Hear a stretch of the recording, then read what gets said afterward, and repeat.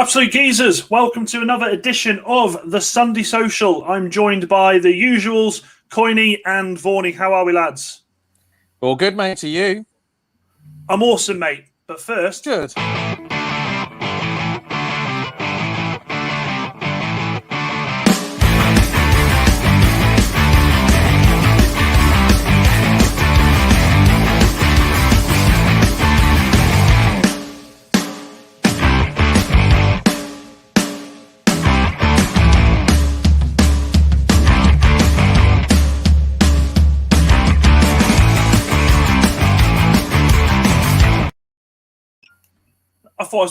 I've been very, very good this week. I've only put myself on there as a joke, so you can thank me later, lads. How are you both? Robbo now, are you? Sorry? You're Robbo now, are you? Have we got a No one else was going to give me a nickname, so I thought I'd give myself one. Save you the bloody hassle. Over the years we've known each other, mate. Well, actually, I saw Robbo on there, and I thought, who's that? Is that this week's guest? And then I realised it was you. I was like, oh, there we go. All right, you got miserable. Oh, well. It popped up. I thought, have we got a fourth host tonight? I was getting all excited. I didn't think you managed to get the England manager on. Oh, yeah. Imagine that, mate. Imagine that. Before I start, let's show some love to Kaito Apparel, sponsoring the video, sponsoring our shirts, and doing a very good job at doing that. So thanks to Kyle and Todd Perry there. As you can see, Vorney is modelling it like he's on a catwalk, like his life depended on it. Look at that. It's like I'm filling this T-shirt rather well. As always, guys, if you're new to the show, make sure that you hit the subscribe button and also hit the like and share this with everybody you can. We've got a good show in store for you tonight. It's talking about the England selection coming up. We're doing Southgate's work for him. I feel like if he's watching this, he's gonna go to bed tonight with some easy thoughts in his head about the squad he's going to select. So before I start that, how's the week been, lads? Yeah, not too bad. Can't complain. Just same as every week over the last couple of months, isn't it? It's getting better. It's getting better. There's light at the end of the tunnel, isn't there? No, correct. We're able to go out and meet people this week. That sounds really seedy, doesn't it? Go and meet people.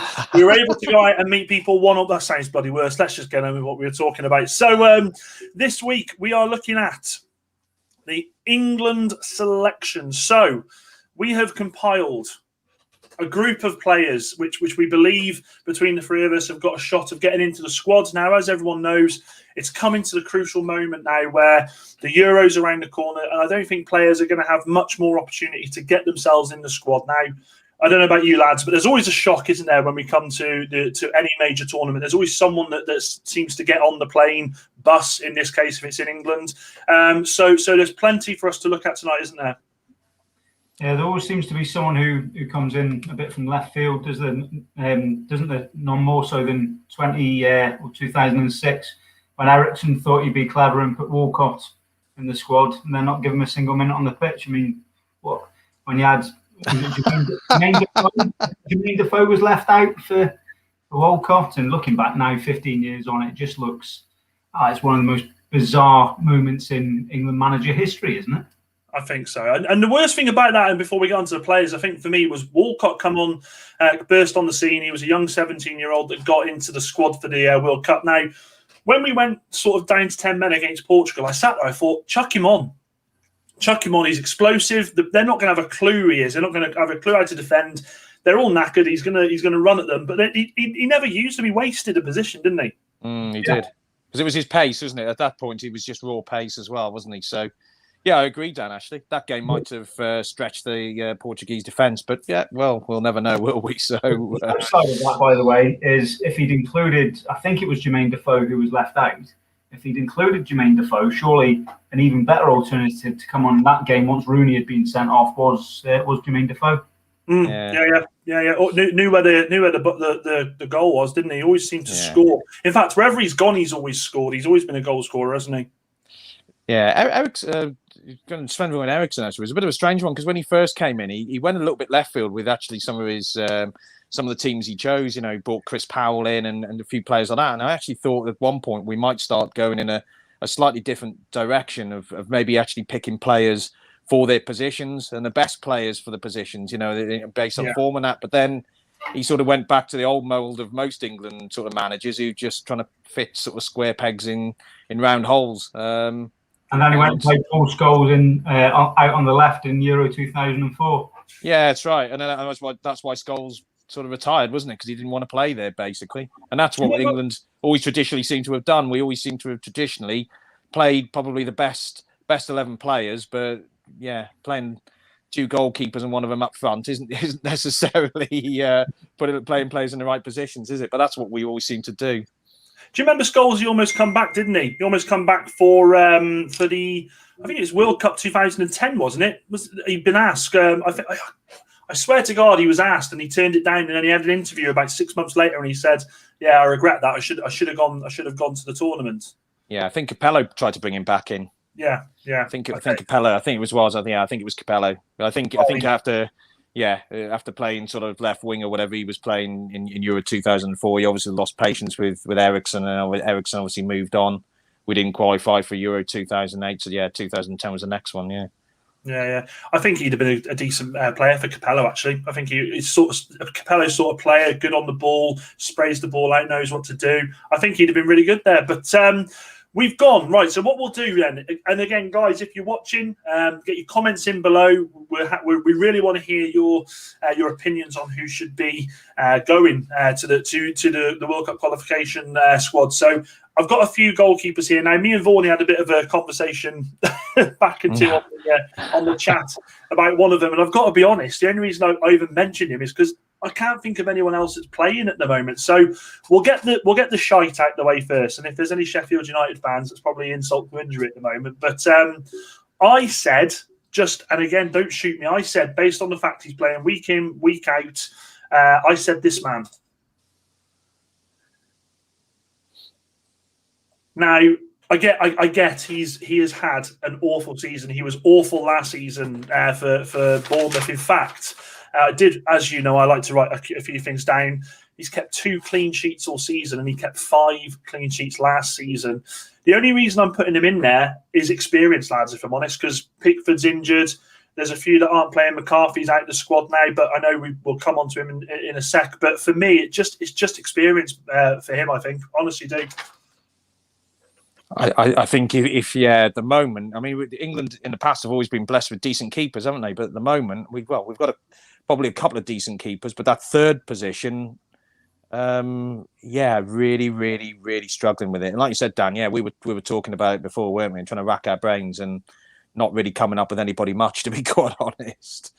No, that injury with Pickford's come at the wrong time, actually, because do you know what? It's come at the wrong time, but it's probably come at the best time because it does show us we're lacking in goalkeepers, I think. I really do, across the board. I think we've got 3, haven't we? We've got 3. Yeah. But one of them gets injured, then yes, we've got nothing much behind that. Ramsdale, as we spoke about before, I mean, he's getting plenty of practice at the moment. You would say that about him. He's a strange keeper, to be quite honest. You'll watch him one week and he'll have an absolute blinding game, and then the following week, looks like he couldn't catch a cold. I don't know. He's very, very inconsistent. Jake Topless says, "Why didn't we play a midfield three of Scholes, Gerrard, and Lampard?" I think. Do you know what I kind of feel like, and I don't know if you lads will agree, it was at the time where for some bloody reason they just wanted to play 4-4-2, didn't they? They couldn't get out of that 4-4-2 formation. Now, if those 3 players were around nowadays with the formations being what they are, 4-2-3-1, 4-3-3, you'd like to think they play a lot more fluid together, wouldn't they? You think so? I thought you were going to say that Topless was going to suggest we were going to pick Theo Walcott in goal. So I thought he was going to say, but sorry, Coyne. Sorry, Coyne. Yeah, I completely agree, Dan. And I think the modern formations. I mean, hardly anyone plays a 4-4-2 at any level now, do they? Even going down as far as Sunday League football, you usually see a 3 in the middle of the park now, which is more of a progressive formation, shall we say? And I personally think you'd have a variety of options playing those 3 as your 3 centre mids, because you look at Steven Gerrard, he could play any position on the pitch. I've always said that he can play absolutely any position on the pitch, and he'd probably be all right in goal as well. Scholes and Lampard are quite flexible as well, so you can basically take your pick of where you'd play them, but you wouldn't have to play two similar midfielders such as Gerrard and Lampard together in in a flat four, would you? No, quite the right. Problem we had all those years ago, though, Courtney, you think back to the sort of the late 90s, early 2000s, we didn't have a natural left winger, and that was the position that always seemed to cause us a problem. So you sort of have Gerrard, Lampard, and Beckham, which would sort of like you be your centre two and then your right midfield, and then left midfield was, like you said, he'd be trying to put Scholes in there or Joe Cole, or they were always trying to fit a square peg into a round hole. Never really quite worked. Yeah, always had a total imbalance in the midfield. So actually, trying one of these different sort of formations at that point would probably have been the thing to do. But I suppose that was just tactics at that point in time, wasn't it? For a good 2 or 3 years, didn't he? Yeah. In the mid 2000s, he seemed to cement that position as his own. Out on the left, Joe Cole, that was. Yeah, wasn't his natural sort of position though, was it? Not at all. Not at all. Coiney, what are your thoughts on Ramsdale? Is he a big no-no? He won't be my first choice or second or third. No. Again, I'll be honest, and people watching below.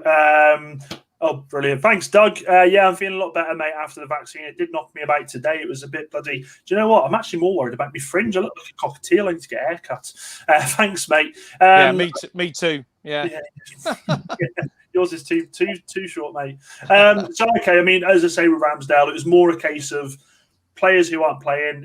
I know Southgate likes to kind of pick people who are actually playing for their club at the moment. So that's where I was with that. The other one that Vaughan mentioned, and Coyne mentioned this earlier on in the I say about three or four weeks ago on the podcast, and that was Alex McCarthy, who at that point was having a really good season. And stats wise, I've got him here. He 7 clean sheets, and he actually has got, and this is quite surprising, 119 accurate long balls from goal. So the guys, he's been in a bad team, hasn't he? Let's be honest. Southampton are just absolutely capitulating, aren't they, this season? They are. They're not. Well, they're actually in the top. Was it the top 4 October, November, and then they've just they went top. Since then, they've just fallen off the edge of the cliff, haven't they? But you mentioned McCarthy there, the guy who's coming to replace him since he's been out the side. Fraser Forster's have got to come into contention as well. Would you? If you're coming down to it, would you rather have Fraser Forster, a guy who's played, Premier League for nigh on 10 years now, interspersed with spells at Celtic as well, where he's won leagues at Celtic. The guy's a decent, reliable, experienced goalkeeper. I'd rather take Fraser ahead of your man Ramsdale, to be honest. I think you'd probably take me, wouldn't you, over Ramsdale, I think. I'd agree with Forster, because Forster's been around in the squad before as well, hasn't he? I mean, he's got 5, 6, 7 caps. He hasn't got many caps, but he knows the drill. Yeah. So he certainly got that experience. I think Forster, we might have mentioned it before, Dan, actually, I think, didn't we? Yeah. But yeah. I think we go on to the 2 obvious ones now, and I think this will be a battle between these pair for who actually starts in the World Cup qualifiers. We'll go with the first one, which I think he's such a good keeper. I feel like, his stats, when I tell you, are quite scary, really, considering who he plays for, and that's Mr. Nick Pope. Now, Nick Pope, believe it or not, 9 clean sheets this season, and 15 clean sheets last season. I think you can't underestimate how important he is to Burnley, really, can you? No, I suppose at the end of the day, he's playing for quite an unfashionable side as well, isn't he? Really, with Burnley. I mean, Burnley are a good side. No trying to disrespect them in any way, shape, or form, because they are a good side, but.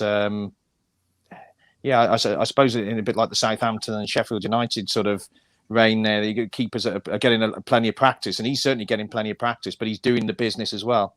Yeah. Really good keeper. I've been impressed with him. He's come on leaps and bounds. Very good. Very good. Question is, playing for Burnley, playing for England, is he ready for that? It's a big step up, isn't it, from Burnley to England? And that's the problem you've got with maybe a few players that are playing for probably more sort of unfashionable sides. And I mean, we'll probably go on to this later, but that's players like Danny Ings, I think, falls into that sort of category, doesn't he? Scoring goals for Southampton, but would he step up internationally? Goalkeeper-wise, I don't know. I'm a bit drawn in it. I think I think at the end of the day, his stats that you've just said there certainly don't lie. He's certainly got the quality. Can he step up? I would say yes. And I think, to be quite honest, with Pickford being injured, well, Pope is probably going to have to step up. We're going to see how he's performed. He's going to play these friendly games anyway, isn't he? He's going to play some shape or form, whether it's him and Henderson share games or kind of whatever. He will play at some point. Yeah. What about you, Coyne? Well, out of the two that were mentioned, or just specifically on Pope? Just on Pope, do you think he's ready to make the step up? Well, he's had a fair few years playing now in the Premier League, isn't he? Playing against the world's best strikers, and I think he's coped really well with that pressure. So there's absolutely no reason why he couldn't. Okay, and then we come on to the next one, which again, as we've alluded to, the battle at the moment between the pair, and that's Dean Henderson at United. Now, Henderson's got 2 clean sheets this season. That sounds a bit low, but he's not really played often, and he's also got 13 in the league last season. It's worth mentioning that he's actually in the middle of a bit of a run for United now, with David De Gea sort of being stuck in Spain with the whole lockdown situation and can't fly after the birth of his first daughter. Now, I love Dean Henderson. I absolutely love Dean Henderson, and I kind of feel like going into the World Cup, their qualifiers, should I say? I think this is probably his best opportunity to get some games in there for England and really nail down the place, or at least put his name in the mix. What do you reckon? Well, he's just got another clean sheet tonight, hasn't he? Has it finished 1-0? I dare look. Yeah. Yeah, So 3. I mean, obviously, Vorney and I had the pleasure of watching Dean for a season at Shrewsbury, and he was terrific. He was a massive part of what Shrewsbury achieved, or almost achieved, that season. I think the one quality that really shone through about him was his self-belief and his self-confidence. You asked the question there: would Pope be able to step up? I would have absolutely no hesitation to say that Dean Henderson would relish going and playing for England at the Euros. I think his self-confidence and his self-belief is that high that he'd have no issues doing that whatsoever. And his ability as well. I mean, he can do anything he wants in the game, can't he? He could be Man United's number 1 for years to come, or he could go somewhere else and become one of the best goalkeepers in the world, in my opinion. Ronnie? Yeah, I'd agree. I mean, I think you can't underestimate sort of like certainly what he contributed to Shrewsbury's team that season, because we had a wonderful season. And so Henderson was a one-man team because he wasn't. But I suppose if you look at it, we went on to Sheffield United. Sheffield United had 2 brilliant seasons. They got promoted from the Championship. Finished sort of 7th or 8th in 9th in the Premier League, whatever they finished last season, and he's moved on. And now all of a sudden they're bottom. Now, I'm not saying that that's down purely to Dean Henderson, but there's something in there, isn't there? We go back to being a mediocre side after he's left, and Sheffield United have dropped like a stone since he's left. So, I agree with Coyne. I think the thing going back to Nick Pope very, very quickly, I suppose if we're playing in empty stadiums at the moment, so I suppose he hasn't got he hasn't got a crowd or anything like that to worry about. So I suppose players coming in, at the end of the day, they're just playing the game. They can just get on with that, and they haven't got to worry about sort of, all the razzmatazz of a match day crowd, I guess. But I would say that Dean Henderson is probably more suited to that big game sort of atmosphere than probably Nick Pope, I think. Yeah, and I think that's the thing for me that I love about Henderson, watching him play the last few games for United, is the guy's vocal. The guy, when he gets the ball, he's looking to distribute it straight away. He's not looking to just pump it up the field. He's not taking the easy option. The second goal against City, when he gets the ball and he throws it to Luke Shaw, I class that as almost an assist because it's just the technique in knowing and seeing and going. I feel like he's probably the best option we've got for England at the moment. And Pickford's not having the best of seasons, is he? He's not, and I think you're looking longer term. If we're fortunate enough to qualify for the tournament, I've obviously got the Euros this summer, but kind of further ahead with World Cups and whatever. Dean Henderson's record in saving penalties as well, so don't discount that. We go to penalty shootouts. Dean Henderson. I was over in Italy a couple of years ago for the under-21s. We played France. France got 2 penalties in the game in 90 minutes, and he saved both. and we've got keepers that will save penalties, actually, haven't we? Because that's another thing about Pickford. To be fair to him, is you'd have him for his penalty shootouts, wouldn't you? Yeah, I mean, it's strange. A couple of guys I was over there with at the under-21s penalty. Dino in goal. I said he'll save this. And they were like, "How do you know that?" I said he'll save it, and yeah, he saved it. They were like, "How did you know that?" I said, I just watched him last season. He's absolutely fantastic. France got another penalty down the other end. I said, he'll save this. They were like, he's not going to save a second penalty, isn't he? And he did. I love his confidence. Incredible. So what are we saying? We're saying... Sorry, Dan. Only it's a shame we never took it to penalties against Rotherham in that playoff final, innit? It is. You'd have fancied him. I mean, well, he saved a penalty in that game, didn't he, in normal time? Yeah, I mean, that was the thing with him. I mean, I know this sounds absolutely ridiculous, but actually, when Dean Henderson was in goal, it almost a penalty. You felt it was 50-50, didn't you? Yeah. I mean, it was since when is a penalty a 50-50? It's not, is it? You know, the striker would always score 9 times out of 10. You know, the goalkeeper's just there trying to do his best almost, isn't he? But with Dean Henderson, you fancied him every time. Yeah. Not a bad player to have in your locker, is it, with that sort of stuff? So keepers wise, what are we saying for R23? Are we saying Henderson, Pope, and are we going to go Forster? Are we going with Fraser Forster? Are we, or? I think so. I think I would. I would definitely. Well, I've been outvoted. That's fine. Anybody get in the comments below if you feel that. Ramsdale definitely not. Again, I put him there because he's been playing week in, week out. That's the only reason. So, okay, we'll move on to the defenders. Sorry to jump in again. I'll let you carry on in a second, pal. You look back to the 2018 World Cup squad and who was in and around the squad at that time. We've spoken now for about 20 minutes about goalkeepers, and we've not mentioned Jack Butland once. He has just completely fallen off the radar, hasn't he?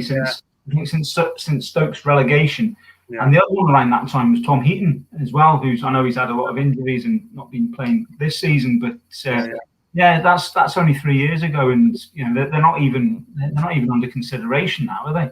I looked for him, mate. Heaton obviously can't get into the Villa squad, and Butland's on. Is he on loan or is he actually at Palace? And he's not played in the league. He's not playing, is he? I think he's on loan. He's on loan at Palace, and he hasn't played. Yeah. Keepers. So the other one I was thinking of, although he's cracking the whip a little bit age-wise now, and he's still playing for Watford's Ben Foster. Yeah, retired about 74 times for England.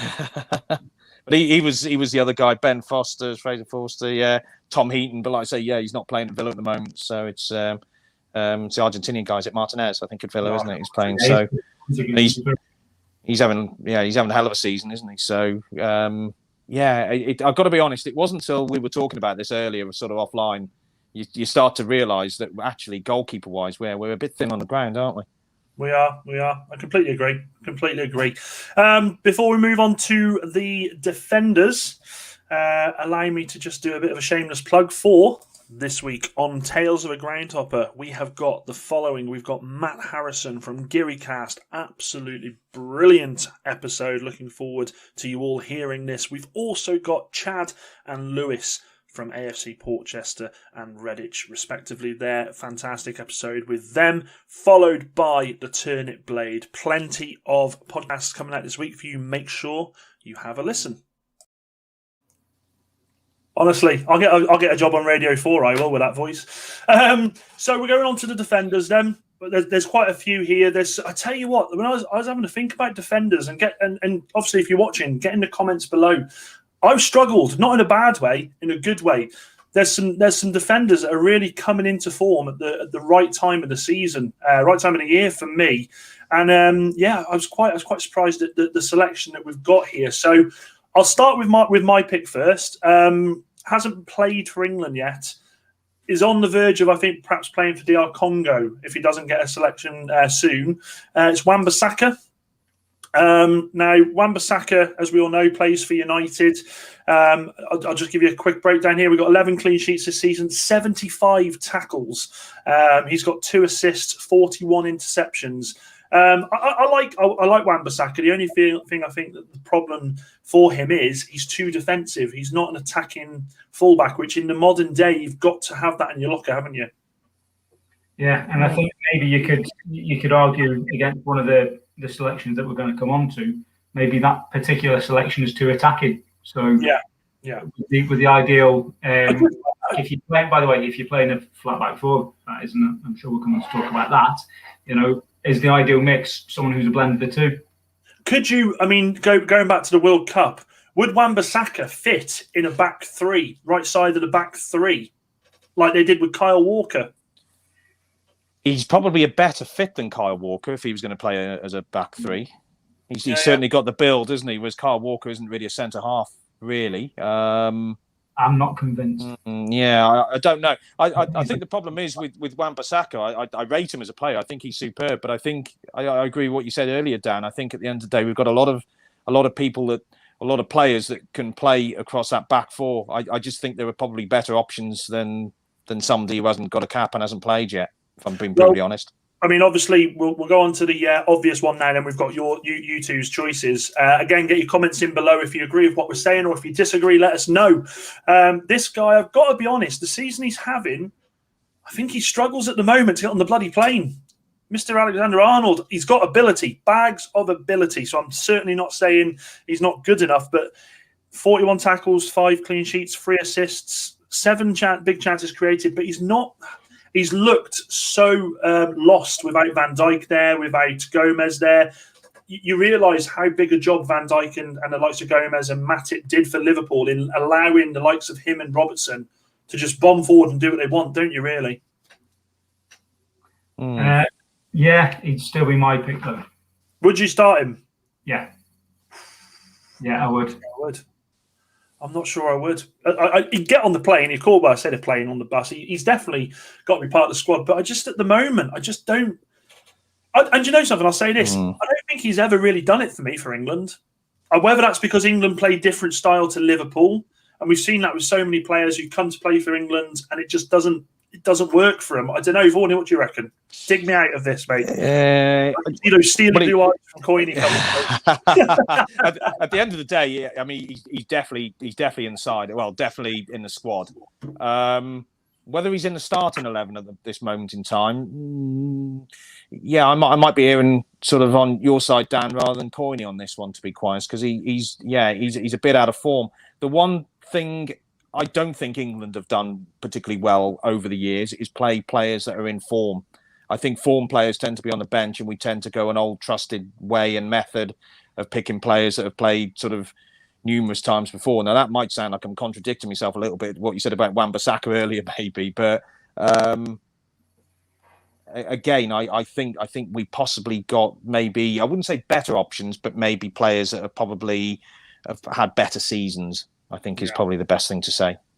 I think sorry, one thing for me about Trent is, you want a winning mentality in your side, and this guy's won. He's won the league last year. He won the Champions League the year before that. He brings that. He brings that to the squad. Which, no offense to some of the other guys who we're going to come on to and mention. I know, there's Man City.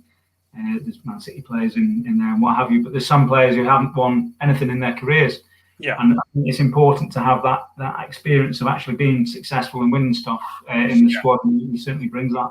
Yeah, sorry. Go on. Yeah, I was going to say, really, I suppose Corny's hit on a fair point there, actually. I suppose, okay, Liverpool are not doing so well in the Premier League this season, but they are still in the Champions League. There's a possibility that they could go on and win the Champions League.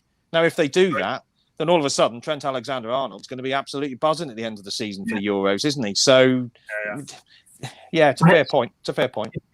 He's used to playing in, never mind winning things, he's used to playing in big games, isn't he? I know he's still only, 21, 22? Yeah, 22. How many big games has he played in over the last 4 years? You talk about Champions League semi-finals, 2 Champions League finals, big games for Liverpool where they've had big results and hopefully gone on to win the league. Yeah. The season that they actually won the Champions League and just missed out on the league. You're trying to talk us round here, Corny, aren't you? You're trying to talk us round. He's doing his best. I'm defending my selection. Robin Hartley, how you doing, bud? Good to see you, mate. Good to see you. Okay. So, I mean, look, I think we can all agree he's definitely going to be in the squad. And let's go with your 2 selections here, though, because I mean, there's a couple here. This one that Vaughan chose. is a tough one for me. He's playing in a very, very, very, very good team at the moment. Now, the issue for me is he still one of Southgate's main players? Is he someone that Southgate knows he can rely on? And that's Kieran Trippier. Trippier. Playing fantastic for Atletico Madrid. Now, the only issue was he had that issue with the bets, wasn't it? Was it betting? It looked like he was going to get a ban. I think that got suspended. But he's done all. I mean, look, he's never let England down. But the problem for me, I feel, is the direction that England are going. I feel like he's probably at the end. I think he's on the outskirts of that squad now. What do you reckon? I actually thought when I saw that, that's actually a really good choice. If we're almost saying Trent might not be in your starting 11, if Trent wasn't going to be in the starting 11, he'd be the right back for me. I think, as you said, having some real success with Atletico at the moment, playing consistently well. He's been in and around the squad. Obviously, scored the goal in the semi-final as well, didn't he? He certainly did. To me, I think if you're looking, because we're not talking about playing a flat back four, are you? You're talking about playing wing backs. Yeah. Trippier for me is still probably our best attacking option. I think at right back. I think coming up and defending up and down. I think, and like you said, Atletico Madrid at the moment, he's playing week in, week out, and he's doing the business for them as well. I mean, okay, I don't know how old he is. He's 32, is he? 33, maybe? 31, 32. 31. I know there was talk of him coming to United in January before all of the issues with the betting. And at the time, I thought that would have been a fantastic signing for United. I think he'd have been the right sort of player for us. But yeah, no, I mean, look, Trippier, as I said, he's never been one that's let England down. He's always consistently good for England, isn't he? Always does the job. Okay. I know you were saying there, Dan, about looking to the future and England looking to the future as well. Well, no offense, but bollocks to the future. We're talking about this summer here, aren't we? So let's pick the best squad for June and July this year, not for. All right. You've sat me down. I'll just sit down, shall I? I was talking in general. I was talking to Gareth. Gareth watches this week in, week out. I'll have you know. Okay, so the next selection at right back is, and this was Coyne's selection, and I must say before I bring him up, I really, really, really, really like this lad. I think he's got bags of potential. I don't think we've seen anywhere near what he's capable of yet, and that's Reece James. I love him. Big, strong defender. This season, 7 clean sheets. He's got 38 tackles, 109 recoveries. The guy is just a beast. I forgot I selected him after what I've just said about Trippier. What are you doing there, Corny? Are you picking a team for 2026 there or something? Are you? I'll tell you what he's doing. I said, everyone that's watching, I sent a message. I said, lads, I need your selection before 7:45. Oh, sorry, lads. Okay, here's my selections now. Nice one, Coyne. Nice one, mate. Arsenal Spurs was on, wasn't it? And then West Ham started. So talk us through your selection then, mate. Why Reece James for you? Again, someone who's playing really well at the moment.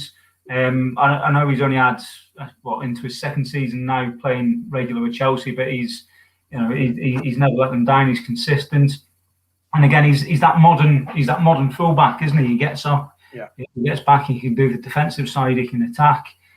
He certainly doesn't lack any strength either, I also think he'd be an option to play centre half as well, if needed, so he can play on that right side of the three. He's a beast, isn't he? He's an absolute beast. He's such a big bloke. Didn't he get sent off on his England debut? Yeah, he did, didn't he? He got 2 yellow cards, didn't he? He got sent off right at the end. He got sent off, I think, as they were walking off the pitch or something ridiculous, I think, didn't he? I think it was after the game. I think he got the second yellow card after the game, didn't he? Or something bizarre. Yeah. Was that against Wales? I think it was. I think it was against Wales, wasn't it? I think he got 2 yellow cards and he got sent off right at the end. But yeah, I agree with what you guys say. Yeah, he's a powerhouse. Certainly in and around the squad at the moment, but probably for me, in and around the squad, I would say probably not the starting 11 just at this moment in time. But he will be. He will be for sure. Okay, no, I'm happy with that. Centre back wise, I think this guy is an absolute shoo-in. Now, I've got to be honest, for the qualifiers that are coming up, the teams that we're playing, I'd personally leave him out. I think he's played far too much football over the last 18 months, 2 years, and that's Harry Maguire. Now, Harry Maguire, I've got to be honest, gets a lot of stick from United fans. The guy's been involved in 11 clean sheets this season, 168 duels won, and you won't believe this one. He has won 114 aerial duels. He's won 114. That's and by the way, that is the most, and that's more than double than any other player that we've got at the back for England this season. He's absolutely colossal. He's got to be a shoo-in, surely, hasn't he, for the squad? Absolutely. Absolutely, yeah. Would you? I don't know if I'd agree whether he'd be a 100% shoo-in to start, given some of the other competition that he's got for those places. If you're playing a free, yes. If you go to a 4, I think maybe there's question marks. Okay. Morley? What are you thinking there, then, Corny? Yeah, we play 3 centre halves and then 2 wing backs. So you got the wing backs for the cover. Is that what you're sort of thinking? I think if you play the 3 centre halves and the 2 wing backs, he's 100% in there. He plays as that central centre half. Obviously, if you play a 4, I think he's got more competition. I think you're possibly right. Yeah, I think you're probably right. Actually, yeah, because I think with the 3, you get a bit more cover with the full-backs anyway, don't you? Whereas a centre half, you've got to pretty much do it yourself. To me, his aerial strength. See, people say he's not that great on the flour, but I actually think he's all right. He's brilliant, I think he's all right. You know, but some people say he gets caught out on the floor. I don't see it. I mean. It's just, it's quite a meteoric rise. I mean, like we said last week, 2016, he's having a few beers in the fans park for the Slovakia game, and, with the fans, and fans are having pictures taken with him. And then 2 years later, are actually watching him on the pitch. It was some sort of rise. And at that point in time, you just wondered whether he was one of those sort of players that I was talking about before. He was in form, he was playing well for Leicester, came in, and did the business, and you wondered whether that big sort of move to Man United would actually sort of put him off. And I know Man United fans have given him a lot of stick, but I don't think he's really dropped. He's had the odd wobble here and there, but in the main, I think he's been very, very consistent. Robin Hartley says there's always a clanger in a big game from Maguire. I'm not so sure about that. I mean, I watch United week in, week out. I'm not. I feel that he gets so much bad rep. I really do. It's not his fault he plays every game. Ole Gunnar Solskjaer plays him in everything. I feel that's where Ole sort of lacks as a manager, to be fair, about giving big players the chance to have a bit of a rest, taking them out of the limelight a little bit. Now, it'd be interesting to know he's only actually been involved in 1 error this season, Harry Maguire, leading to a goal. So I'm not sure about that one. Yeah. Steve Griffith says, "Give us a smile, Dan." Steve-O, nice to have you on, bud. Hope you're well. The guy, now you were talking about 3 at the back. This guy, if they're playing a 4-4-2, is who I think his resurgence this season has been nothing short of mesmerising. I think keeping himself fit has been the main thing, and that's John Stones. I think John Stones is really, really, really fantastic at the back. 13 clean sheets, 4 goals, and I'll tell you what, he's hitting form, isn't he? He's hitting form the last sort of 6 weeks. He's the number 1 for me in terms of selection, not the goalkeeper. As in the selection for centre half. If you're going with a 4, you're picking John Stones and another. If you're picking a 3, you're picking John Stones, probably Maguire, and another there. Yeah, I think there's just no way coming off the back of the season that he's having and is going to have with Man City. They could win the quadruple this year. They could win everything. There's no way that he doesn't play on the back of that. So, and if you're picking a flat back floor, that's what City play, aren't they? City play that flat back floor. So yeah, he's the shoehorn. Again, resurgence from John Stones has been absolutely brilliant, isn't it? I mean, again, 2018 World Cup and the lead up into that, he was very good, and then for 12 months he just went completely and utterly off the boil, didn't he? Injuries more so, wasn't it? I think. Yeah, and I mean, to be quite honest, I mean, with the City side at the moment, I mean, Laporte was the main man at centre half, and now Laporte can't really get a game. It's John Stones and Diaz that have come in and playing week in, week out, isn't it? So when you're keeping something like Laporte out the side, you've got to be good. Yeah. Last year, all the talk was about how much they were missing Laporte as well, wasn't it? Yeah. with the signing of Diaz and as you said, the resurgence of Stones, no one's mentioning him this year. No, quite right. Credit to Stones along with the new boy. Yeah, yeah. Guys, as I said, if you're new to the channel, make sure you're hitting the subscribe button. Also, give us a like on that video. I'm hoping that you're enjoying the content, and get in the comments below. Let us know what you feel about the selection, about the points we're making. Look, we're not always going to be right, but right all the time. Most of the time, I'd say 75% of the time I'm right anyway. On to the next one. Are you? No, I'm never right, mate. I'm married. Of course I'm not right. The next one, before we sort of go on to two that I think people will be having a look at, is this guy here, Konsa for Villa. A guy I think that's more than deserves a chance in the England setup. He's been involved in 11 clean sheets this season, 62 aerial battles won, and 122 duels won. Still 22, 23, got a massive future ahead of him. And I honestly feel like he's got to be in that squad for the 3 World Cup qualifiers. What do you reckon, lads? I think for the games coming up, he's certainly worth taking a look at. I think for the Euros, I think there might be more established players that are ahead of him in the queue, but certainly one for the future, isn't he? I mean, he gets better and better, doesn't he? Definitely. What do you reckon? I mean, I definitely rate him. I mean, he's a talent, isn't he? But I think he falls probably into that Reece James sort of category of sort of one for the future. I mean, I think if you were going to put anybody in the squad at the moment, Reece James would be in the squad. Konsa, he's on the fringes of it, isn't he? He's on the fringes, but whether, I mean, to me, he starting 11, he's nowhere near the starting 11. No, maybe the squad, yeah. I think you've got to look at it. The way I'm looking at it with this selection is we've got San Marino. We've got, I mean, Poland. Okay, you've got Lewandowski up top, but you've got San Marino and Albania. I feel like Southgate. I know it's a World Cup qualifier. I'm not trying to say that it's a worthless game, but these are the games I feel that you're going to have. If these guys are going to get a chance to show what they can do at international level, it's going to be these games, isn't it? True, but then you've got to remember that these games are leading up to the Euros as well. So then they're not just the qualifiers. This is game time before Euro 2021 as well, isn't it? So are you going to be mixing and matching it by putting players in that might or might not play in the Euros? I don't think I would be. I think I would be playing players. I'd be playing your full strength team, to be quite honest. I mean, obviously you don't want players to be getting injured, but at the end of the day, this is going to be a precursor. You've got these 3 games. You've got 2 friendlies before the Euros start. You've got 5 games. I don't think I'd be tinkering around too much with it, if I'm being brutally honest. I think preparation for the Euros is the priority. Yeah. Yes, of course, we want to get a result in the World Cup qualifier, but let's concentrate on doing as well as we can in the Euros first. And these 3 games are going to be essential in ready for those. I think these games coming up, you're going to be picking the team that's going to be starting the first game in the Euros. You reckon? I do. Right, I'll just rip out a few of these ones I've got in here. Okay, so moving on to the next one. A guy, again, this is someone who's not really been involved with the squad, not really had the opportunity. A guy that, I feel like, I know he's playing for the team he's playing for, but he's a decent player. 29, that's Lewis Dunk.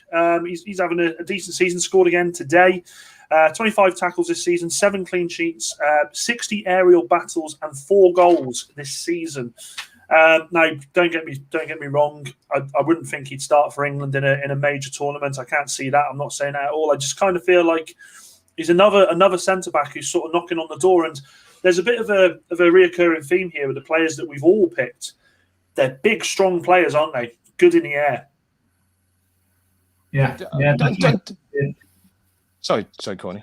No, I was just saying, they're all big, strong players. But I think that's sort of the theme that he went with in the last in the last few years as well, wasn't it? But sorry, Vonnie, go on. I mean, I've seen Dunk play for England. I think he has got 1 cap where he played against the USA a couple of years ago. And Southgate's had a look at him, brought him in. Yeah, I mean, you can't argue with his Premier League stats at the moment, but again, I think he's. I mean, he wouldn't be in my squad, but he's a more than more than a handful, isn't he? He's a decent enough centre half. I don't know what else to say really. To be quite honest. Well, that leads us on to the next one. I think this guy is definitely going to be a part of the squad. I can't see any reason why not, and that's Tyrone Mings. 13 clean sheets this season, and the closest to Harry Maguire, he's won 76 aerial battles. He's a beast. I really like Mings actually. Left-footed as well, so he can play on the left side if we do play that back three. I think, in fact, to be honest, I kind of feel like if they do play that back three, I see it being Stones, Mings, and Maguire. I think that's who we'll go with sort of Stones on that right side, Harry in the middle, as if I know him personally, and Tyrone Mings on the left side. What do you reckon? Yeah, I think he's a brilliant defender, and he's another one in his career. He's had a few setbacks, hasn't he? He's had a few injuries. I think he had the move from Ipswich to Bournemouth that didn't quite work out in the end. Yeah. He went to Villa and almost sort of reinvented himself. And I think since he's been at Villa, he's just been immense, hasn't he? Yeah, a real steady Premier League centre half now. He's coming into the England setup and he's not looked out of place. So for me, 100% he goes. Yeah, he dropped down, didn't he? He dropped from Bournemouth in the Premier League. Wasn't a game with them and Villa in the Championship. So you wondered whether he was, maybe the Championship was his level, possibly. But yeah, he's come up. He's done very, very well. Yeah, like you said, certainly in those three, then he would be in that three for sure. So the one that you haven't mentioned there, Dan, actually was Connor Cody. I thought you might have mentioned him, maybe. I was going to say Connor Cody, but I'm going to be completely honest, I forgot. Yeah, to me, someone like Connor Cody would be a better option than Lewis Dunk, for instance. I mean, how old's Connor Cody now? Late 20s. Yeah, he's not. Yeah, 27, 28, I think. Yeah. Do you feel like? I mean, the argument I've always heard about Connor Cody is part of the back three, brilliant. Part of the back four, people worry that he's not good enough. What are your thoughts on that? I can't ever remember seeing him play in a back four. So Wolves have always played a back three, haven't they? So that's where I sort of that's I don't know. I mean, he's captain of Wolves. He's Mr. Dependable for him, actually, isn't he? Certainly. Well, I mean, he's starting to score goals as well, isn't he? That's the thing with him. He's coming up for corners and scoring, isn't he? I mean, in his England's debut, he scored against Wales or Ireland. He scored in one of those games, didn't he? So he's an aerial threat like Maguire at corners. Mind you, I've been saying Stones is doing the same as well, isn't he? So that they're all sort of threatening at set piece. Look at this. We're getting better at this show. There he is for you now. Look at that. Hey, look at that. I don't get enough credit on this bloody show. see, I don't think Cody would start, but for me, he would certainly have been a squad of 23. Zach Pugh says, how are you doing, Zach? Says, bang on, Danny, doesn't suit a back four. I think this is where we don't know what's going to happen, because he's flirted, hasn't he, Gareth Southgate, with back four, back three. We don't know if he was to be playing back three every game, then we know people like Connor Cody. Yeah, it suits a back three, knows the system very well. As you said, guys, he's chipping in with goals now, but we just don't know what he's going to play, do we? I think this next 3 games, as you said, Vaughan, it's going to shape what he's going to be doing in the Euros. Yeah, for sure. And I think that if you're going to go with those three central defenders, and I think the three that we've already talked about in Mings, Maguire, and Stones would be the three. To be quite honest, I mean, there's no right or wrong answer with this, and there's probably a lot of the other positions we'll talk about. The goalkeeping position was quite simple, wasn't it? We're not blessed with talent, but sort of like, even the conversation we're having now, we're sort of saying, oh, you might be able to play him, you might be able to play him, or he could play this, or he could play that. We're blessed with different options, which is fantastic, isn't it? Yeah, massively. You say about this guy moving on to left backs. I honestly don't think you can pick anybody else to be starting at left back for England at the moment. I think this guy is the resurgence. Again, we talk about a resurgence with Stones. This guy is playing the football of his career at the moment. He's looking fit. He's in form. It's Luke Shaw. I mean, Luke Shaw this season, 104 duels won, 33 tackles, 5 assists, 7 big chances created in games. He's in form, isn't he? And he's looking really, really solid. Well, he was certainly my pick, and I think, when I alluded to earlier, I think one thing that England haven't done in the past is pick players that are in form. They tend to shoehorn players in that maybe are based on sort of reputation and not particularly playing that well. You can't say that about Luke Shaw. I mean, Luke Shaw again went completely off the radar, didn't he, when he went to Man U? I think he got an injury. Crowd were getting on his back. It was horrendous. Yeah, it was horrendous, wasn't he? He had a horrendous time of it, but absolutely at the moment, the last 12 months, that guy has been absolutely on fire. And that's and really, you think of someone like Ben Chilwell who's played in that position. He's no mug, he's no slouch either. I mean, Ben Chilwell's having a good season as well. Chilwell recently, he's left out a lot in favour of Marcus Alonso, isn't he? So yeah. I think I agree with both of you. I think Luke Shaw's an absolute certainty at the moment, with Chilwell as the backup. Yeah, sorry, go on. No, go so on. I keep on interrupting here, don't I? You're fine, mate. You're going to be cutting me off in a minute, aren't you? I think I would never, ever, ever do that to you, Vorney.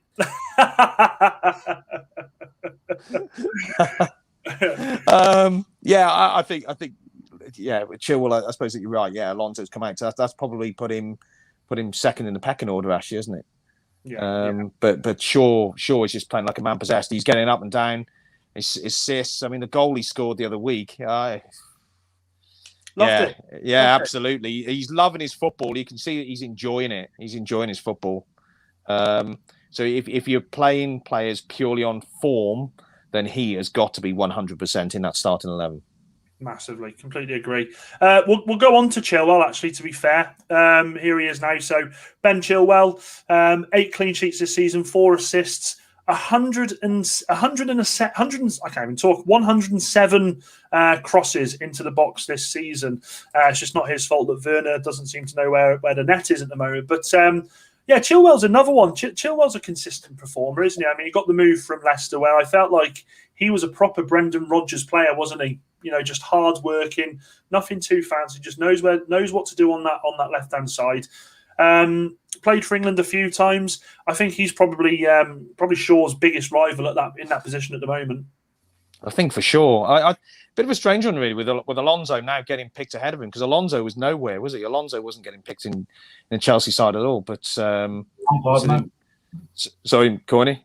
Not under Lampard, he wasn't. No. The new manager's come in, and he obviously fancies him, doesn't he? He obviously fancies him rather than Chilwell.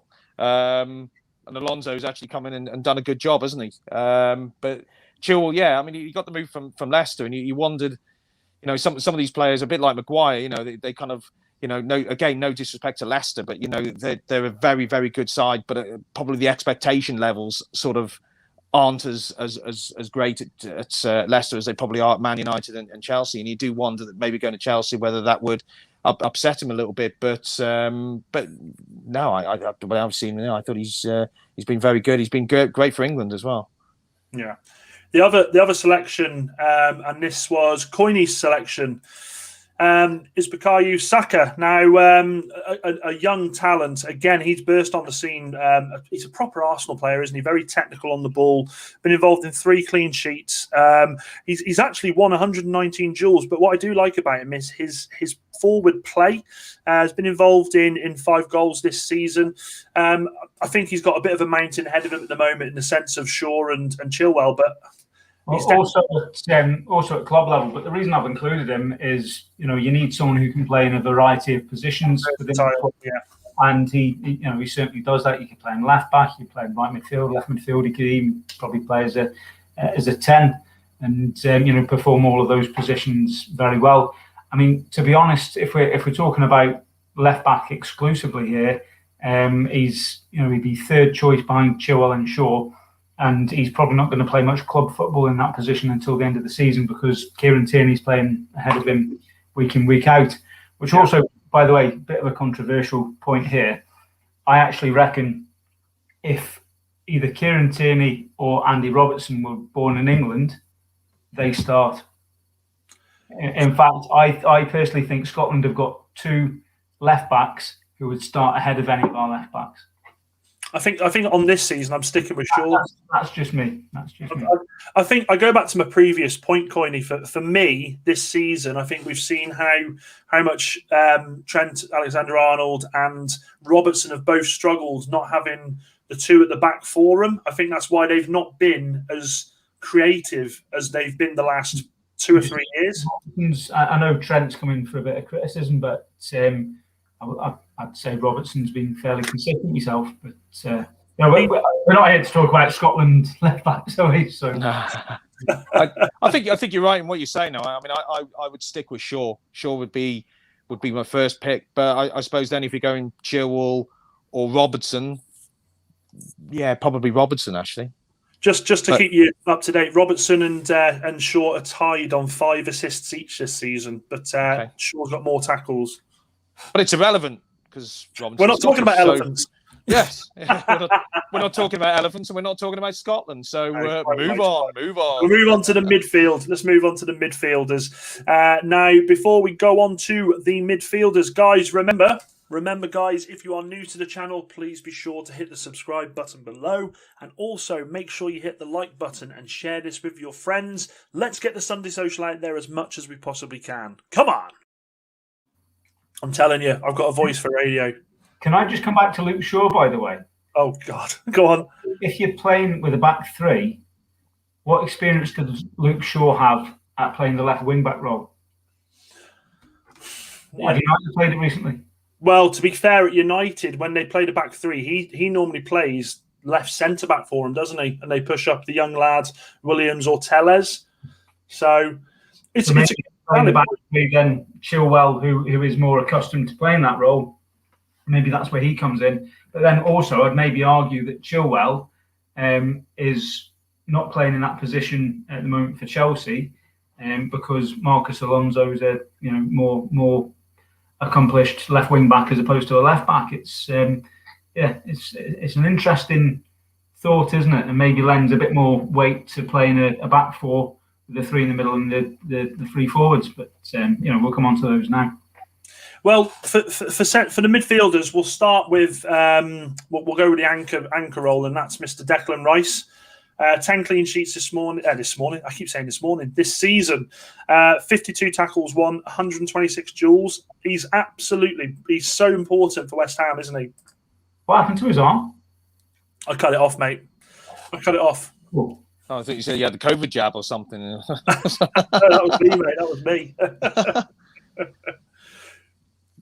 Yeah, Declan Rice for me, 100%. I mean, he's having a terrific season. When Noble's not the captain, he's the leader at a really young age, isn't he? So for me, he's well in there, definitely. Yeah, I completely agree. I think Southgate likes him as well, doesn't he? He does, and he's got plenty of experience of playing in there. I mean, I got his Dan put me right before because he said, "What would your holding midfielder be?" And I was like, "Jordan Henderson." And he goes, "Well, he's injured." Oh, okay, got to pick somebody else then, haven't I? So to me, if you're going to pick one holding midfielder, it would be Henderson. But with Henderson being injured, then yeah, Declan Rice, yeah, for sure. Another holding midfielder I looked at. I don't know what you guys think of him. That's Calvin Phillips at Leeds. Very defensive minded. Also can drop in at the back there. This season, 54 tackles, 118 duels won. Very strong, very aggressive player. Another one I think if you're looking for a squad depth, you bring him with. I think. Yeah, I think he's on the fringes of things, isn't he? He's on the fringes of things. I mean, he's certainly playing well for Leeds. Again, I suppose he falls into the category of an informed player. And certainly the couple of England games that he came into, October, November, those friendlies he played, I thought he was amicable enough. I thought he had solid games. He wouldn't get old. He wouldn't get in front of Declan Rice in front of him. In my opinion. The other one I thought possibly might be Harry Winks, maybe. Didn't think about Harry Winks. What wasn't he, Winks? I think Winks got in the November games or the October games, but I don't think he's playing that regular for Spurs at the moment. He's not. Yeah, he played today. In fact, actually, that's sorry, Vonnie. That's quite a big point. Actually, as you look at the 2018 World Cup, how many Spurs players were in that squad? There was plenty. Dele Alli, Trippier, Kane, Eric Dyer. Eric Dyer. Yeah, they were all playing, weren't they? But obviously now it's Danny Rose. Danny Rose was there as well. Yeah. I tell you who else I've gone for here, and I don't know what you guys think. He's not really had much of an opportunity for England.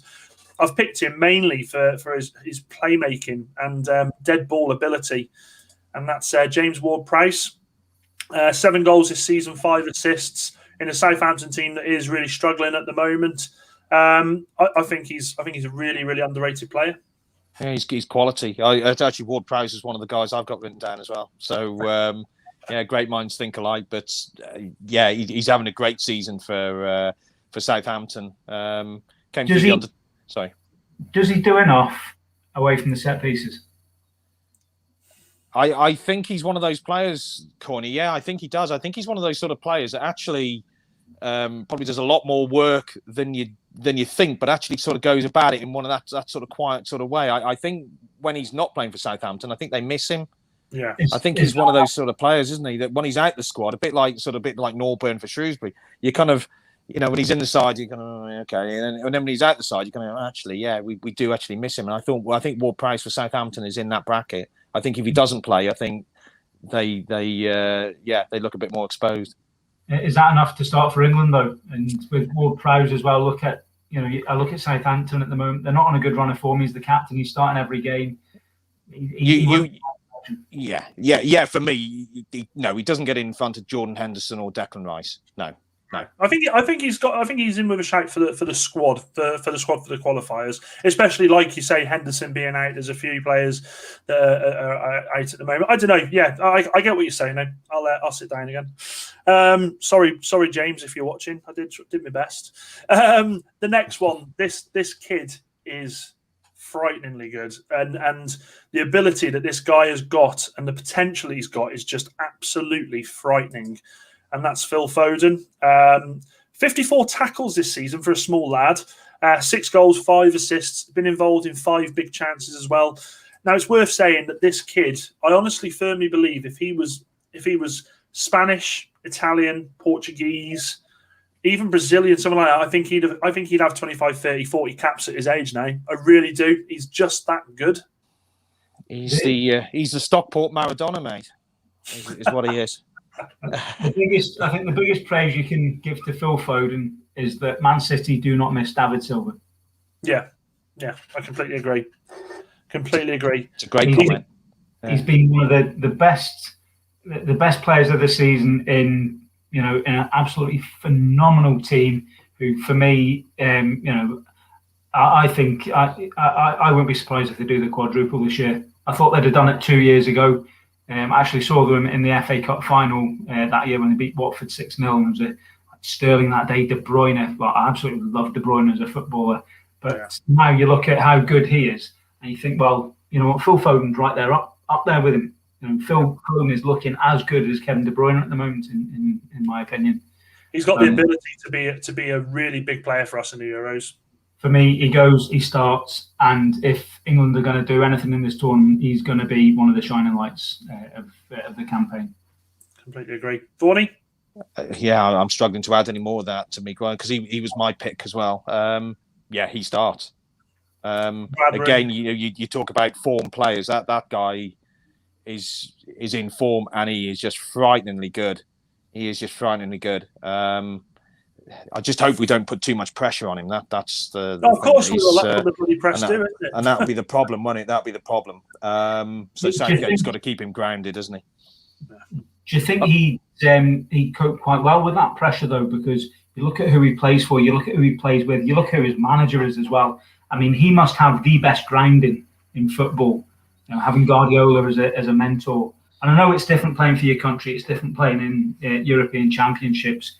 But he's playing for the top team in the country at the moment, a team that's won things throughout his career there. I think if anyone is equipped to deal with that pressure, it's Phil Foden. I think you're right. I think he interviews really well. I think when they interview him after the game, he's very, very relaxed, isn't he? He's very relaxed. He's very grounded. He doesn't seem to be particularly fazed by things. And at the end of the day, he's playing for one of the best teams in the world at the moment. And he doesn't seem to be overawed by anything, does he? So you would like to think that big game experience that he has with Manchester City, that will take him through to England, hopefully some big games in the Euros. I agree. Completely agree. Just on quickly, would you two agree that he's the best or the biggest talent to come from England since Wayne Rooney? Yeah, I think the thing you've got is I just don't. He's nowhere near the ability that he could be at the moment. I honestly think the next 18 months we're going to see this kid go on to do some scarily fantastic things. Honestly, really do. The composure that kid has got is just unreal. It's different as well, the way he's come onto the scene, isn't he? I mean, Wayne Rooney burst onto the scene as a 17-year-old raw talent, and maybe at a point in time when England possibly were crying out for something like that. You know, we maybe weren't completely okay. We had Lampard and Gerrard at the time and Beckham, but we were crying out for that raw talent to just burst onto the scene, a bit like Michael Owen in France 1998. We probably don't need to do that so much now with the plethora of sort of talent that we have got. And Foden, the way he's been developed as he's been brought through, hasn't he? So he's come through at a much more sort of level sort of playing field as he sort of come through. He's been gradually sort of brought into it rather than just thrown straight into it, which in long term might be better. Yeah. Let's hope so. I think it's hard to compare Rooney with Foden, because I think the way that they've come into the scene is completely different. I think it's a really good point what you make about Rooney there, because you look at his career and really, was he done by 30, 31? Michael Owen done by 26. They was just spent, weren't they? Yeah. Burnt out. Whereas Foden on a bit later, you'd hope that he'd have the longevity that maybe Rooney and Owen haven't. I mean, how can they saying that about Wayne Rooney? I mean, the man's Man United's record goal scorer and England's record goal scorer. You just wish you had that a little bit more out of him for that a little bit longer, don't you? The trouble is, I suppose, with Rooney, and this wasn't Rooney's fault, but this was more England managers. Was obviously Rooney got the record goal scoring record of all time, hasn't he, in terms of England goals scored? But the amount of times he was played out of position, he's played left wing, or he was played here, or he was played there. Just felt sorry for the guy, really, to be quite. Just play him in his natural position, and that was, I think, there were times when people said to me that Wayne Rooney didn't quite, I suppose, fulfill his potential with England. And you kind of look at that and you just sort of shake your head and say, well, actually, no, he's our record goal scorer of all time. And to be quite honest, he probably didn't achieve what he probably should have achieved due to being playing out of position half the time. You say that, but he won the Champions League, the FA Cup, the Europa League, the Premier League, the League Cup. I mean, domestically, he's won everything. The only thing I think with Rooney, the only problem I think with Rooney, and I've said this before to people, is to be an elite footballer, to be that world's best, you've got to have that selfishness about you. I'm playing in this position. That is my position, and I play there, whether you like it or not. The Ronaldos, the Messis, Ibrahimovic's. You'd never, ever, ever hear of Ibrahimovic being asked to do a shift in midfield. He'd tell you to, I could tell you what he'd tell you to. He'd tell you to fuck off, wouldn't he? Simple as that. Rooney loved playing football, and that's where Rooney suffered. Anywhere. Just about to say exactly that. I think that was the problem. I think Rooney, at the end of the day, just enjoyed playing football, and as long as he's in the starting 11, I'm not saying he wasn't bothered, but as long as he was in the starting 11, that was the important thing. Whereas, he should have been saying, right, that position is mine. You build that England team around me. I know domestically he's won just about everything he could win. So, domestically the guy's a legend. I think for England again he is a legend, but he probably was hindered by managers playing him out of position rather than actually him cementing a position and saying, right, that's mine. You build the side around me. Completely agree. I just to finish off on Rooney, by the way, I think that he probably didn't achieve what he wanted to achieve with England beyond the record goal scoring. I mean, you look at the fact he's England's record goal scorer. How many goals did he score in World Cups? I think it was one. It was in the World Cup. It wasn't many, and actually, if you think about when he burst onto the scene for Euro 2004, You think the World Cup in 2006? Well, he was injured, wasn't he? He came and he was one on the plane, and then against Uruguay, wasn't it? 2014. He did, yeah. He scored against Uruguay. But do you think so World Cup 2006? He was crocked, and then he got sent off by the little winker. 2008, 2010, we were rubbish, weren't we? And he didn't have a great tournament. 2012, yeah. 2014, yeah. I think he only scored the one goal, didn't he? That was against Uruguay. Mad, absolutely. Yeah. We can't dismiss Wayne Rooney's England career, can we? I mean, the man's God, no. Yeah. Moving on then. I don't know how we've got from Foden to Rooney, but that's football. That's what we do. This guy here, I don't expect this kid to be getting anywhere near the Euros. I don't think that at all. But I kind of feel like I got to mention him because Liverpool in a season of turmoil, this lad's been a bit of a bright spark for him in the midfield, and that's Curtis Jones. The lad's got a lot of potential, it must be said. He's only been involved in 1 goal and 1 assist this season, but I've been so impressed with his technique, the technique on the ball, and I kind of feel like Liverpool, when they get back to where they're going, it's going to be the same sort of thing for him. Like, I'm not putting him in the bracket of Foden, but playing with good players makes you a better player, and I feel like he's a player that's got a massive future ahead of him. I personally would have him in the squad for the qualifiers. I really would. I would have him play in the San Marino game and potentially the Albania game. I think he's more than talented enough. But going back to what Vorney said before, the whole point about Southgate perhaps looking at this squad as the squad for the Euros, I can see why you're both about to take that gun out and shoot me down. I think he's more of a candidate for the World Cup next year. Yeah. The Euros this year. So yeah, absolutely. He's gonna play for England, and he's gonna play for England soon. Is it going to be this month? I'm not sure. I'd be looking maybe more the autumn friendlies and what do you call it, the Nations League games. Yeah, qualifies in the autumn more for Curtis Jones than the next 3 months. But absolutely, I mean, you look at what he's done at Liverpool.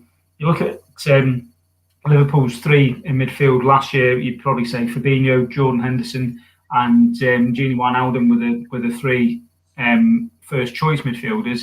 I think Wijnaldum, there's a chance he'll be off at the end of the season, and I think Curtis Jones is now ahead of Naby Keita to take that 3rd position next season for Liverpool. Okay. And I think he's still only 19, 20 years old, isn't he? So he's got a huge future ahead of him. He really has. Anything more on that, Voyney, before we move on? No, I can't add any more to that. I think Corney's answered that one superbly. Okay. Yeah, Thank you, Corney. Okay, moving on to another youngster. Potentially the Euros come too soon. I've got a feeling he will be in this squad just for his performances overseas. He's a lad that's still young, but bloody hell, he's a big lad and he's growing. And that's Jude Bellingham. 3 assists in the Bundesliga. Really highly rated in Germany. They absolutely adore him over there. I know he only made his under-21 debut in the last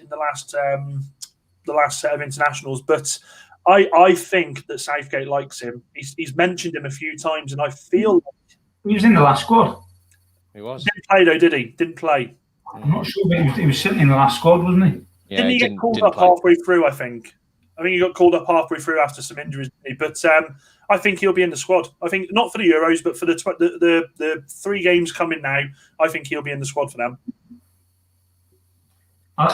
Could be. I'm going with the Curtis Jones sort of answer on this one. What Corney's just come up with, I think it's a bit too soon for him. But and really going on what I said before, that these sides or these squads and the starting 11 for these games needs to be the precursor for the Euros. For me, he's not in, but maybe part of the 23 possibly. Isn't it how far England are coming with the development of their players? You've got players like Bellingham, Jones, Foden, all late teens, early 20s, all played a lot of Champions League football, played a lot of league football. How good is that for England? It's incredible, isn't it?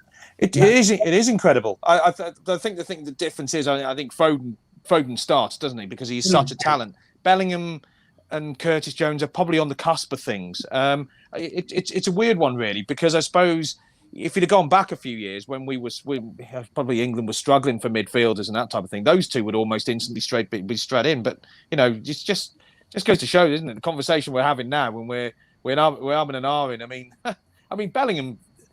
In normal circumstances, you'd put him in. I just think in the greater context of things with the Euros coming up, in 3 months, for me, it's a bit too soon for him. Yeah. Can I just chuck a wild card in for midfield or for defence? Probably more defence. And we didn't mention him at all. Ben Godfrey. Yeah, Ben Godfrey's another one. It's a good call. Yeah, it's a good call. Yeah. With Everton. Played regular for Norwich last season. Obviously, can play centre half, left back, right back. He can play in that holding midfield role. Still a young man. I think he's only 21, 22. So for me, I think he's got to come into the reckoning. Can't believe I didn't think about him before. To be honest, given what he almost dropped me beer as well. I was going to say, what you're doing there? Headbutting the screen. All over my laptop. I was almost going off the broadcast there. Did he play for Town as well? He did. Yeah, I can't believe I missed him. Yeah, I missed him as well. In fact, actually, I would say that sort of Godfrey's a better call than. Yeah, he's a really good call, actually. Yeah, can't believe we missed him out. Playing a lot. What I like about him, he plays in a lot of positions for Everton, doesn't he? Mm-hmm. And I'll tell you what, Ancelotti loves him. He's a cracking player. He really is. I mean, that was when again. There he is. There he is. There he is. Don't worry, I've got you. We'll go back and reminisce about the 2017-2018 Shrewsbury Town season again, but his signing for me at the end of the August transfer window, that sort of really kicked us on from being a team who would probably do okay in the league to being a team who'd done really well. I mean, he was just terrific, wasn't he, Vaughan? And bearing in mind, they chucked him in the centre of midfield, so he was playing centre midfield in League One, and he's playing centre half or full back in the Premier League, isn't he? So it just goes to show his versatility, really. We'll mention him. Okay, moving on. We've got, because I'm mindful, do you know what? We're not even in the bloody attackers yet. This guy, I think, to be honest, Southgate loves him. Southgate absolutely loves him. And that's Mason Mount. Mason Mount is 5 goals this season, 3 assists, created 7 big chances. I really thought he was going to struggle when Lampard left, but he seems to be doing all right. Good player. He's a very good player. He'd be in my team, definitely. He'd probably start. Be in mine as well. Yeah. Actually, those 2 that I picked this afternoon, Dan, Foden and Mount, those 2 would definitely start. Okay, they would start for me. Mr. Mount now, all right. Well, we don't need to argue too much about him. On to the next one. This guy, again, what season he's having. He's injured at the moment, but Jack Grealish. Where'd you start with him? Just such a talent. 6 goals this season, 10 assists, 18 shots on target, 14 big chances created. What we're seeing with this lad is maturity in his game, isn't it? For me, he's the one who you want on the bench to come off if you're chasing the game, you're looking for a bit of magic.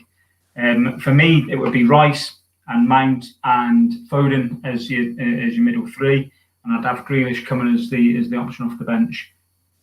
Can play anywhere across that midfield and on the wings as well, can't he? Mm-hmm. I'd agree with Corny there. We've gone for the same 3. I think the problem with Grealish and I suppose James Maddison at Leicester is that they almost play the number 10 role, don't they? But England don't really play that number 10 role. So it's how do you sort of fit them in? And that would be my only hesitation. But I mean, I don't know. A couple of years ago, people were saying about Jack Grealish, and I wasn't completely convinced with him. But I've got to be honest. Over the last sort of 12, 18 months, I am completely convinced with the guy. I think he's come on leaps and bounds, and he certainly deserves a good run in the England side. Albeit I'm not quite sure how you'd fit him in. I think you'd have to change our system to accommodate him because he does play that number 10 role very well, but we don't really play that sort of style. Yeah. I think Foden are more suited to playing as as your normal centre midfielders with a holding midfielder behind them. as opposed to Grealish, who I think could only play as the 10 or left or right of a three front line. Yeah. Fair enough. But again, if he comes off the bench, what a player to bring off the bench. Exactly, yeah. He's in your squad. He's in your squad. He's got to be in the squad, definitely. And to me, they talk about Grealish and Maddison. I mean, they're both very talented. I think James Maddison is superb, but for me, Grealish would be ahead of Maddison at this moment in time. Next one and last one, sort of in that midfield. Oh, God, bloody hell, my finger! What are you doing? Don't worry about me, lads. I'm all right. The last one for me, another one. Since he's had his move, he seems to be playing with a smile on his face. He looks to be bringing that that potentially showed in the 2018 World Cup, and that's this man here, Jesse Lingard.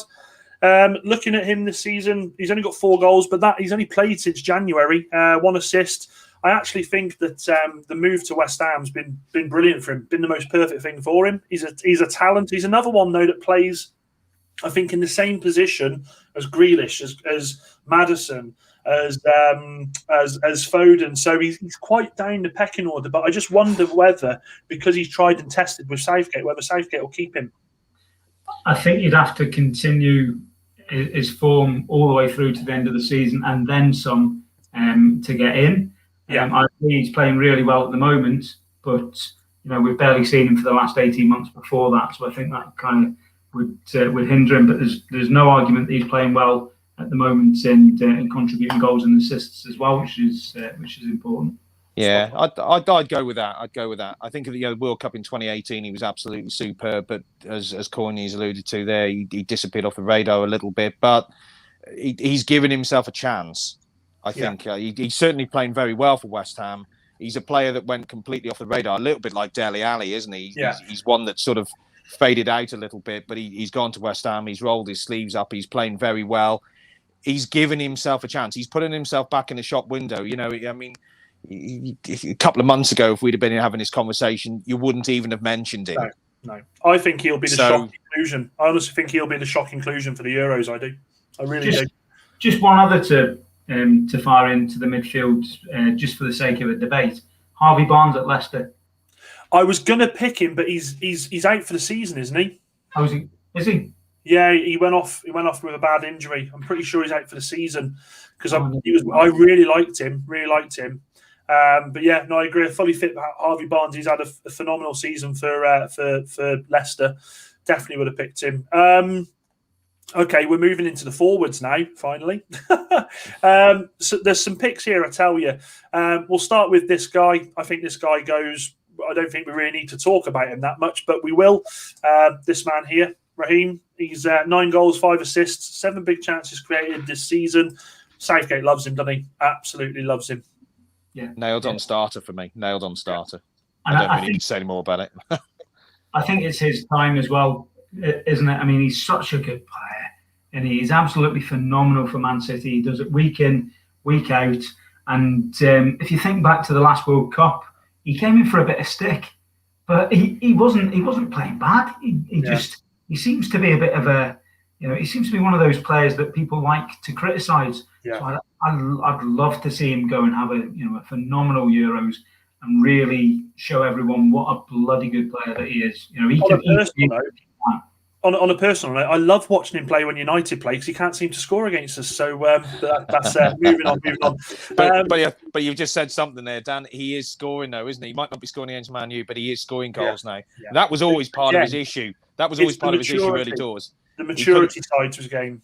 Yeah, he wasn't scoring goals, but he is now. Yeah, I think it's his time this summer. I think the best thing that happened to him was after the 2016 Euros. Pep Guardiola had just taken over at City, and apparently Pep called him, didn't he, after they went out and said, "Don't worry about it. You're my player. I'm counting on you this season." And Pep's turned him into just a world-class footballer. Yeah. He was an explosive player at Liverpool. He's a world-class footballer now, without a doubt. Okay, the other side, this man here, Jadon Sancho. I kind of feel like start of the season was having a bit of a sulk for Dortmund because he didn't get his move to United, which I think it was well documented he actually wanted. But he's turned it around, 9 assists, 6 goals. I don't know. He's brilliant. He's another one that's an absolutely incredible talent. He's still so young as well. And when you look at, I mean, you've got these players we're talking about for the World Cup qualifiers and then for the Euros. These are the sort of players that aren't going to hit their peak. Him, Foden, who else is there? Jones, Rice, people like that. They're not going to hit their peak till perhaps the next Euros, really. They're nowhere near their peak and they're already absolutely incredible. I think Sancho's nailed on to go. I think he's probably a starter as well for me. He's electric on that right. He's hard working and he's got a goal in him. I'm not sure I agree 100% that he's a starter. He's absolutely in the squad. I personally would go more towards the front three of Kane, Sterling and Rashford. But Sancho definitely goes as part of the squad for me. We'll get on to Rashford in a minute and my misgivings about him. Okay, so we're in the proper forwards now. Now, what I'll do before we go to the established ones, we'll have a chat about these ones first. Get your opinions, guys. If you're watching, get your comments in below. Tell us what you think about these. I'm going to start with this man here, Patrick Bamford.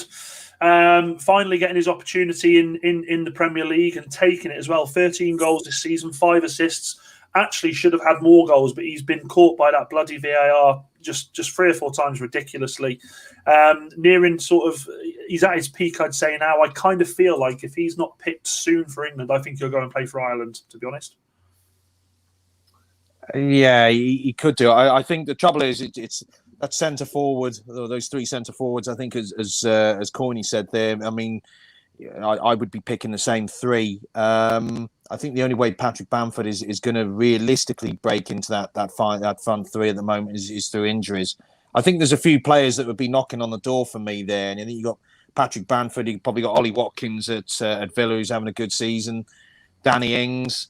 There's a few of that ilk. I'm not convinced he's good enough. If I'm being brutally honest, but I don't know. If I'm being, I don't know. I don't see. Yeah, I don't know whether he's good enough. I think I might as well just say it. Yeah, I'm not sure. I'm not sure on him. If I was Patrick Bamford, I would play for Ireland. There you go. Then. So yeah, that's nothing against him because I think he's done really, really well this season. I do think he's a good player, but look at his position and look who he's up against. England, if you play with 1 striker and 2 wide players, you're not dropping Harry Kane. They're a similar age, and he's too similar. If you're looking to change a game, surely he's too similar to Harry Kane. You want to bring on someone like a Danny Ings or someone along those lines. So, yeah, the lad's he's a really good player. He deserves to play international football, but he's not going to get it regular with England.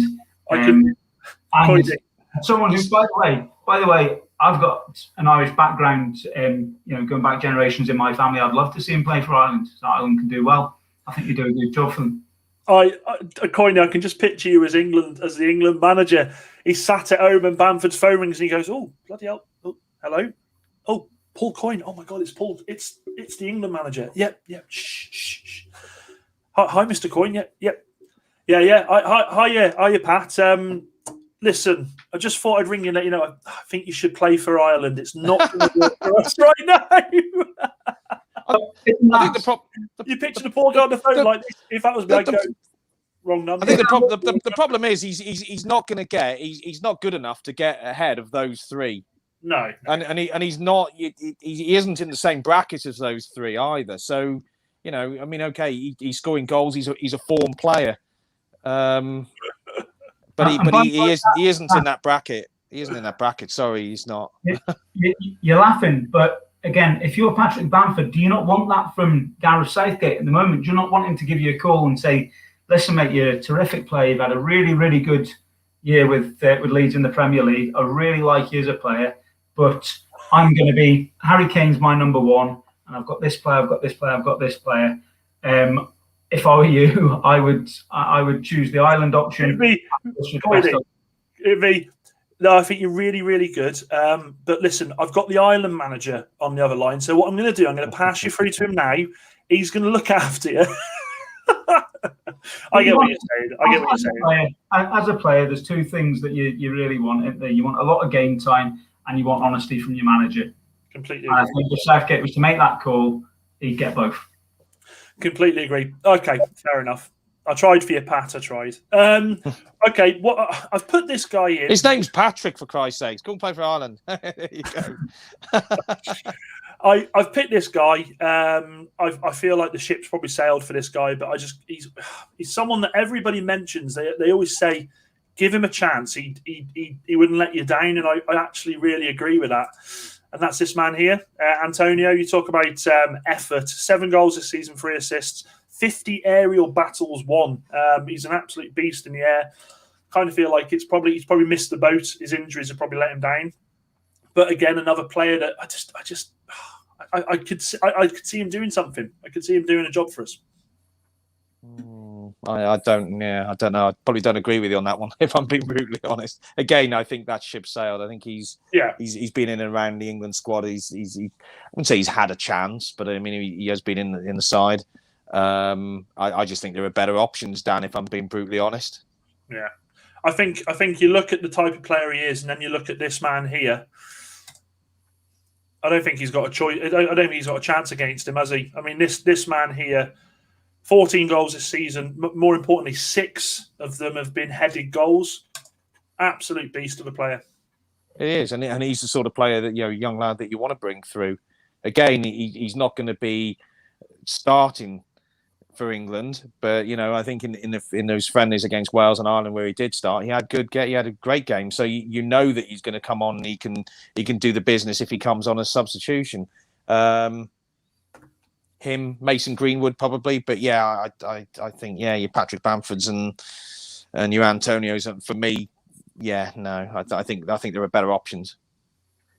I've got 2 points to make. Just on Antonio, first and foremost, I've just done a quick Google search, and apparently he's been approached by Jamaica to consider playing for them at international level. The phone call's coming again, Vorney. The phone call's coming again. Hi, is that Mikhail? Well, this is the Jamaican manager. It says here on Wikipedia that he's reported to be in the process of obtaining his Jamaican passport. So there's obviously some interest on his side in playing for Jamaica. Yeah, fair play to him. Everyone wants to play international football, don't they? Of course they do. Of course they do.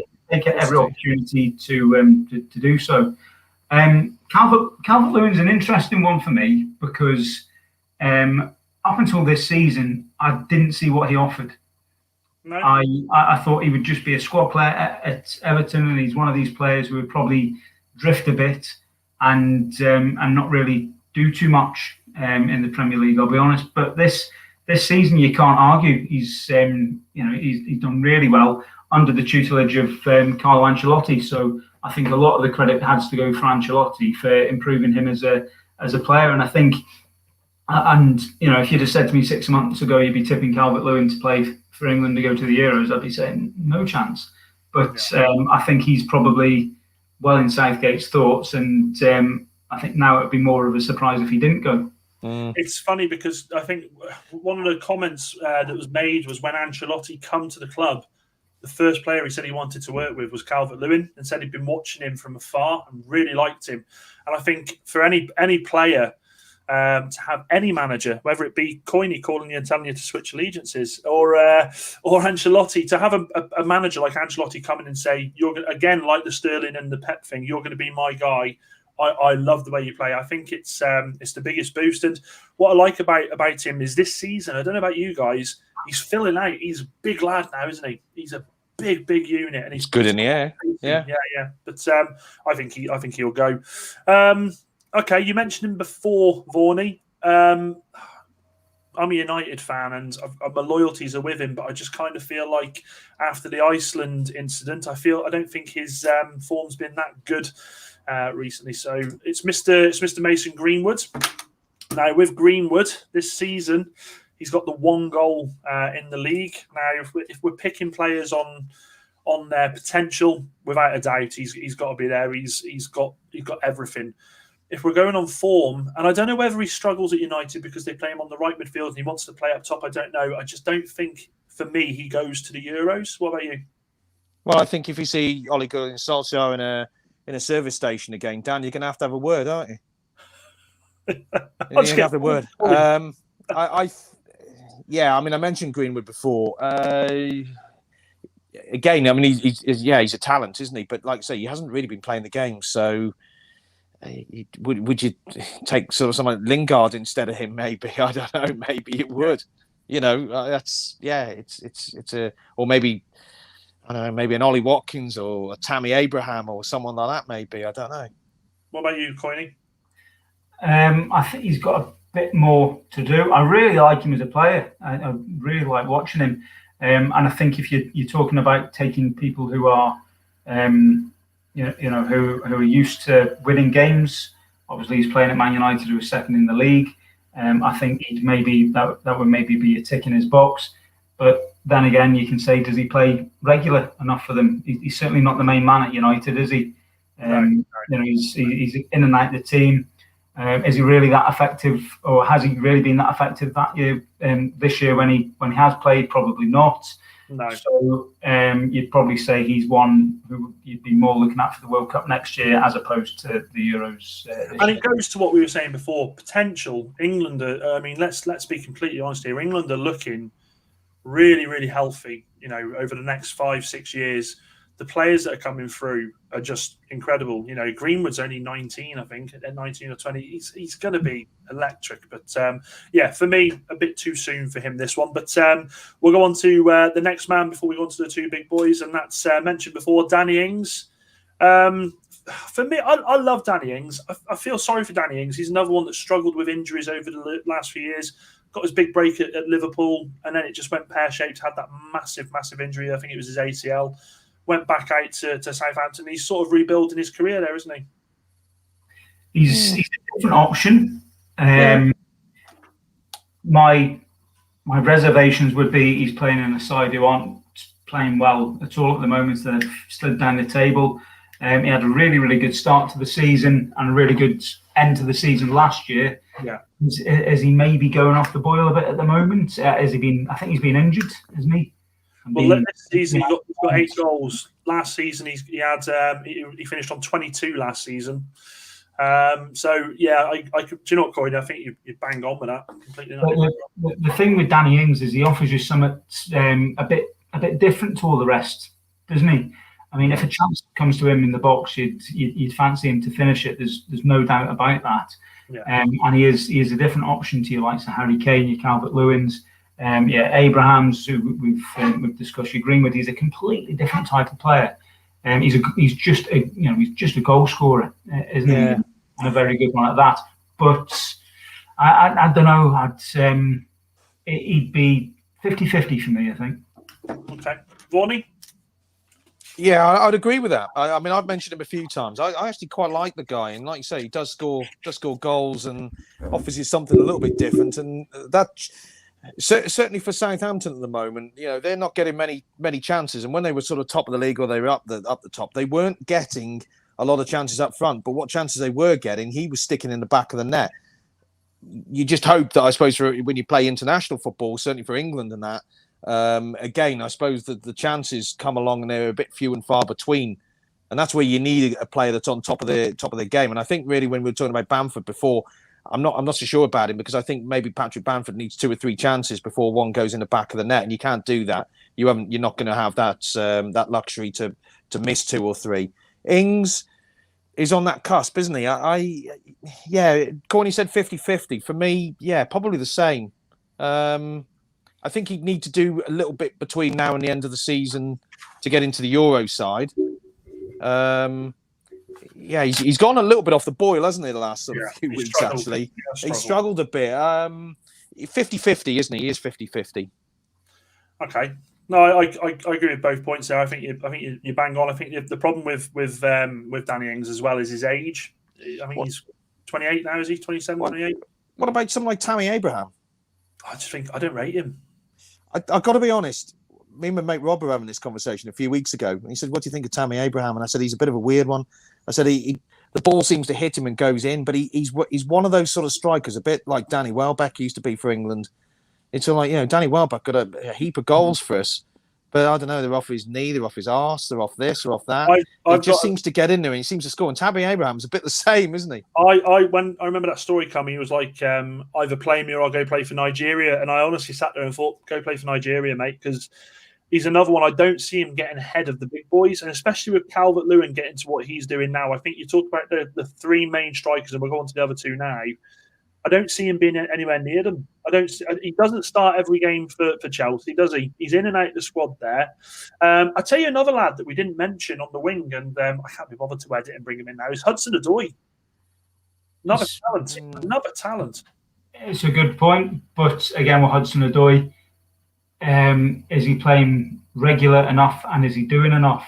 Yeah. I think he's in and out the Chelsea side, isn't it? Albeit a Chelsea side that has improved no end under Thomas Tuchel. Yeah. But is he contributing enough? Is he really grabbing the headlines to make Gareth Southgate think, you know what, this guy has to come? Completely agree. We move on to the next one. And I'm going to be a bit controversial about this one, but we'll get him on. That's Marcus Rashford. What are your thoughts about Marcus Rashford? I mean, 9 goals this season. His big chances missed is 10. He's for me, he's a talent. He's incredible, but I think he's far too inconsistent. I honestly feel like he's far too inconsistent. I think he relies on these moments of magic that he pulls out every now and then that make people go, "Oh my God, he's incredible." I don't know. For me, I love him, but he's too inconsistent for me. Well, you watch Man United a lot more than what I do, and you know, I don't know about Varney, but me. But for me, he'd be in my starting 11. For a few reasons, he's got the experience with England. He starts week in, week out for United, who are second in the league, and he has done since a very, very young age. You know, you can say his goals return isn't amazing. I think it's decent. I don't know if you'd call it amazing, but you know, he does. I personally think he's more of an out-and-out striker rather than a wide player, but he does play wide for United. So for me, he plays there for England. Yeah. But if Harry Kane gets injured, I would then put him as your main striker through the middle. So I think he brings that versatility as well. But just I'd have him start 11. The thing with him, though, Coyne, for me, and look, I think he's streets ahead of this person I'm about to mention, but he reminds me so much of Theo Walcott in the sense that Theo Walcott, if he did something on impact, he was brilliant. If he did it without thinking, he was brilliant. Whereas Rashford, sometimes he'll have the ball and oh God Almighty, he drives us insane, us United fans. He'll get into the box and you're like, shoot, take the shot, but then he'll take another touch and another touch. And then he plays himself into trouble. When he does things on impact, when he just picks that ball up, puts his head down, goes, and then whips it or hits it, can't beat him. He's dare I say, sometimes Ronaldo-esque the way he plays, but just thinks too much sometimes. I think he's a better footballer than Theo Walcott. As I said, you know, I'm not comparing him in that sense. You say he thinks too much. I personally thought Walcott thought too little. I don't think he thought at all. So maybe you want someone who's an amalgamation of the two. So you're saying Theo doesn't get in the squad then? As goalkeeper. Quite right. What about you, Varney, with Rashford? Well, I think with Rashford, Rashford's in all day long for me, and his strength is that ball being played through to him, isn't it? So you play that ball through to him, he runs onto it, he slots it past the keeper, under him, over him, or whatever he does. And he does that without thinking. So if that's what United are not doing with him, well, why aren't they doing that with him? Why are they getting him on the ball and playing this and playing that? I'll put this to you. You said this about Rooney before. Rooney's biggest problem was he played every game and he played in positions he was told to play. Is Rashford potentially the same sort of problem? Is he facing the same sort of issue? I think you're probably right. I think if you play him as an out-and-out centre forward, you slide that ball through to him, he runs onto it, he scores. And he scores probably 9 times out of 10, doesn't he? And when you see him doing that, as you said, he's not really thinking about it. Boom, it's under the keeper, it's over the keeper, it's round the keeper. 9 times out of 10, it's in the back of the net. Having him on the ball and playing him out wide and holding the ball up and this, that, and the other, well, that's not really quite his game, is it? So if that's not quite his game, well, don't get him doing it. Get him playing to his strengths. Yeah, quite right. We move on to the. Go on, Coiney. I was just going to say before we move on, I know we're really cracking on here, and we've been on for an hour 45, which I think is our longest yet. If there's anyone still with us, let us know who we've missed out, because there's bound to be someone, isn't there? Yeah. Let us know in the comments who we've missed out, who we've not discussed at all, who should be under consideration. And if you're watching this back as well, because we'll be posting this throughout the week as well. Obviously, get in the comments below and let us know, because I think you're right, Courtney. I think we probably have missed a few out. One person we're definitely not going to miss out, and Christ Almighty, I mean, this man here, Jesus Christ, Harry Kane. I mean, what more do you say about the bloke? This season, he's got 16 goals, 13 assists. I tell you what, mate. Honestly, he is absolutely, without a doubt, the best English forward. I think he's in the bracket of best European forwards. I really do. I'd say he's England's best since Shearer. I think he'll break Shearer's record for the Premier League goals, and I think he'll break Rooney's record for England goals as well. Yeah. The one thing that maybe about Harry Kane you say is he almost going to be too loyal to Spurs and stay with Spurs throughout his entire career and potentially not win anything? I hope. I'd like to see him win something at Spurs. But there'd be that nagging doubt at the back of my head for his overall career. But in terms of him as a player and as an England player, first name on the team sheet, isn't he? Well, he's the captain. Yeah. Phenomenal. I think that Spurs role, I think works in his favour, because I think you said before, didn't you, that you look at the 2018 World Cup squad or the starting 11, the amount of Spurs players that are in there, and they were Spurs players that were playing regularly. And Harry Kane plays regularly, doesn't it? Well, he plays every game for Tottenham. He doesn't just play regularly; he plays every game. If he went somewhere else, would he then play every game? You don't know. If he went to a Real Madrid, would they play him every game? You don't know, do you? So I think that the whole Tottenham thing, with him playing week in, week out, he's in form, I think for England can only be a good thing. I think he's just phenomenal. But is he suited to go to one of the Manchester clubs at the end of this season? So you look at City. I don't think Gabriel Jesus is quite at the level of some of the others myself. I completely agree. He's the number 9 at City, and Cavani's been excellent for United this year. He's not going to last forever. Could Kane be a ready-made replacement there? Because I think he's better than Martial. I'd take him in a heartbeat. I'd take him in an absolute heartbeat at United, Coiney. Yeah, and I think you said about Jesus at City. You got to think of like Aguero as well, haven't you? Aguero's not going to be around for forever either. Yeah. Aguero's gone, I think, isn't he? I think he's pretty much gone this season. Yeah, I mean, he scored a penalty yesterday, didn't he? But I think probably Aguero's days at City are probably numbered as well. So, yeah, could Kane be coming in there? I don't know. The other thing as well, before we move on, I think he's a player that will adjust his game to stay in at the top of his game as he gets older. I see him very much kind of like a Teddy Sheringham. He'll be able to go on and on and on and just adapt his game as he gets older. He's already adapting his game now, isn't he? Drop a little bit further back. Yeah. I know what you mean. Yeah. Right then. Yeah. Okay, so we'll go on. No, that's it. We're done, aren't we? I was going to say, right then. So the best way to do this, I'm going to put the players on the screen, and I want a simple yes or no. And this is for the squad for the World Cup qualifiers. So are we ready? No. No. No. Okay. No. No. No. Yes. Yes. Yes. Okay. Yes. Yes. Yeah. Okay. I think we're going to go with Fraser Forster as the other one, aren't we? Yeah. Okay. Next up. No. No. Oof. I'd have said yes on that one. I've been overruled. Yes. Yes. Yeah. Okay. Yes. Yes. My missus is downstairs thinking, what? Yes. Absolutely. Okay. Yes. Okay.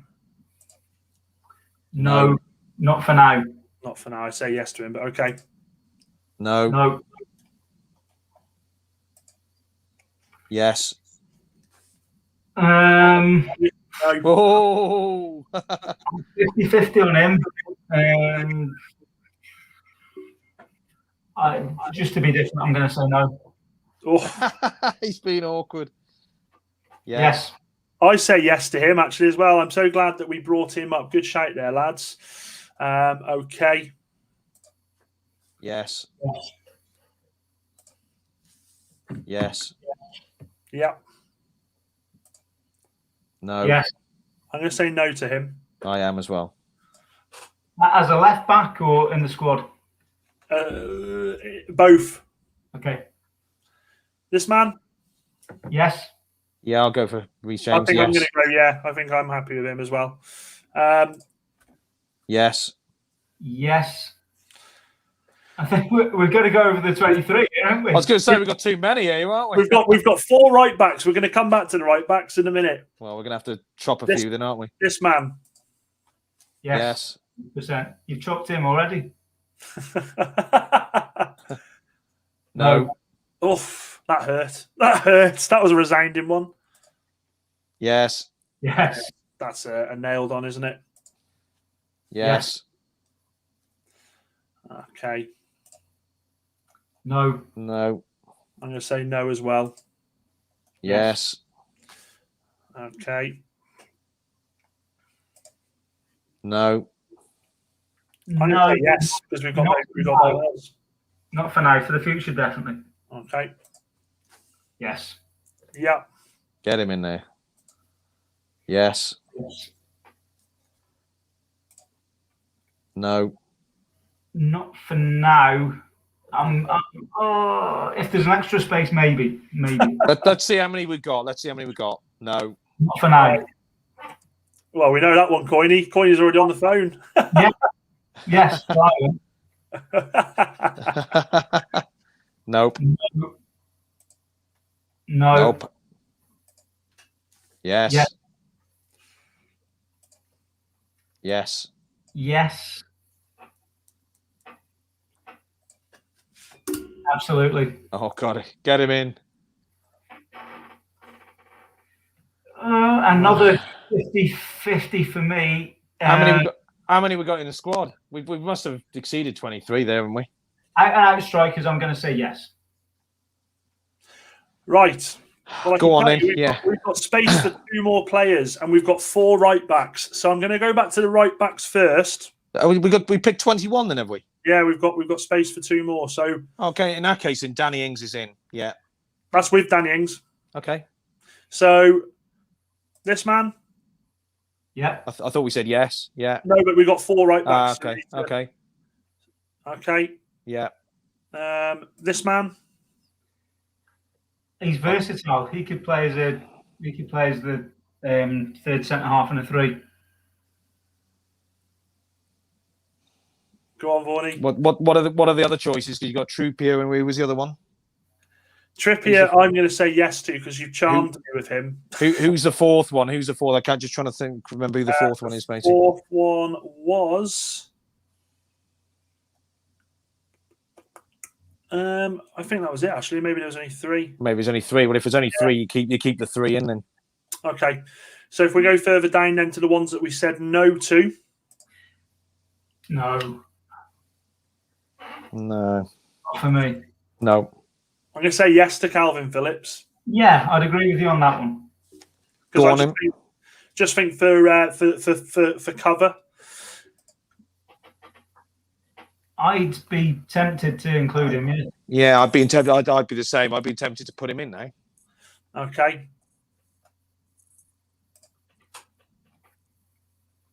I'm still unconvinced. I think you'd have to be amazing until the end of the season. It's between him.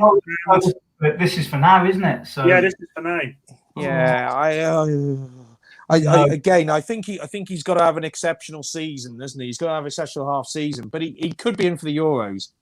Okay. He could, but I don't think he's probably in for these games at the moment.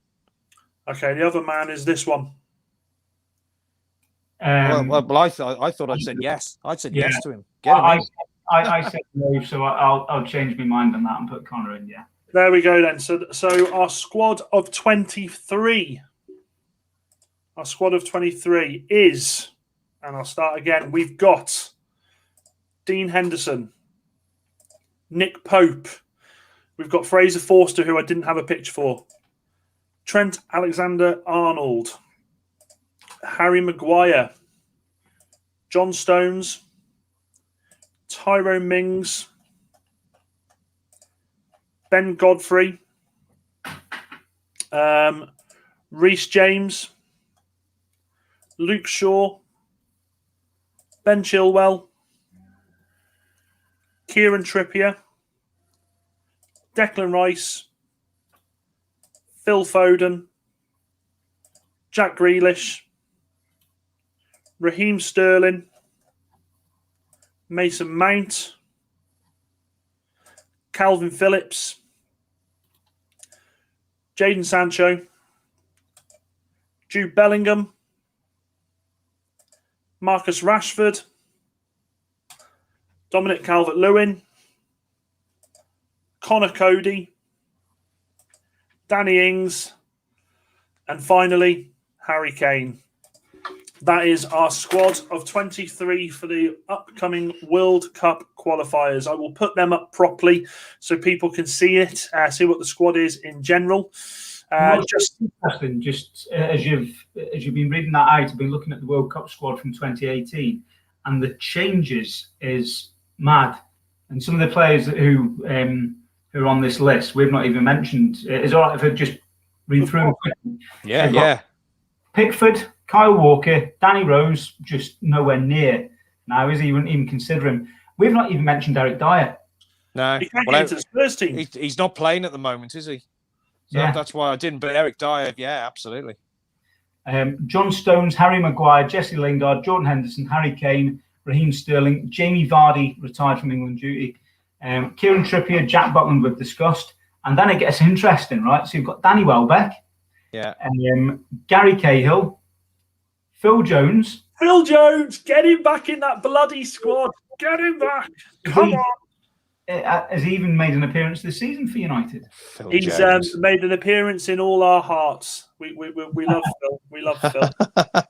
just quickly before you move on, Phil Jones was offered a testimonial and he turned it down because he said no one would turn up for it. Bless him. Bless him.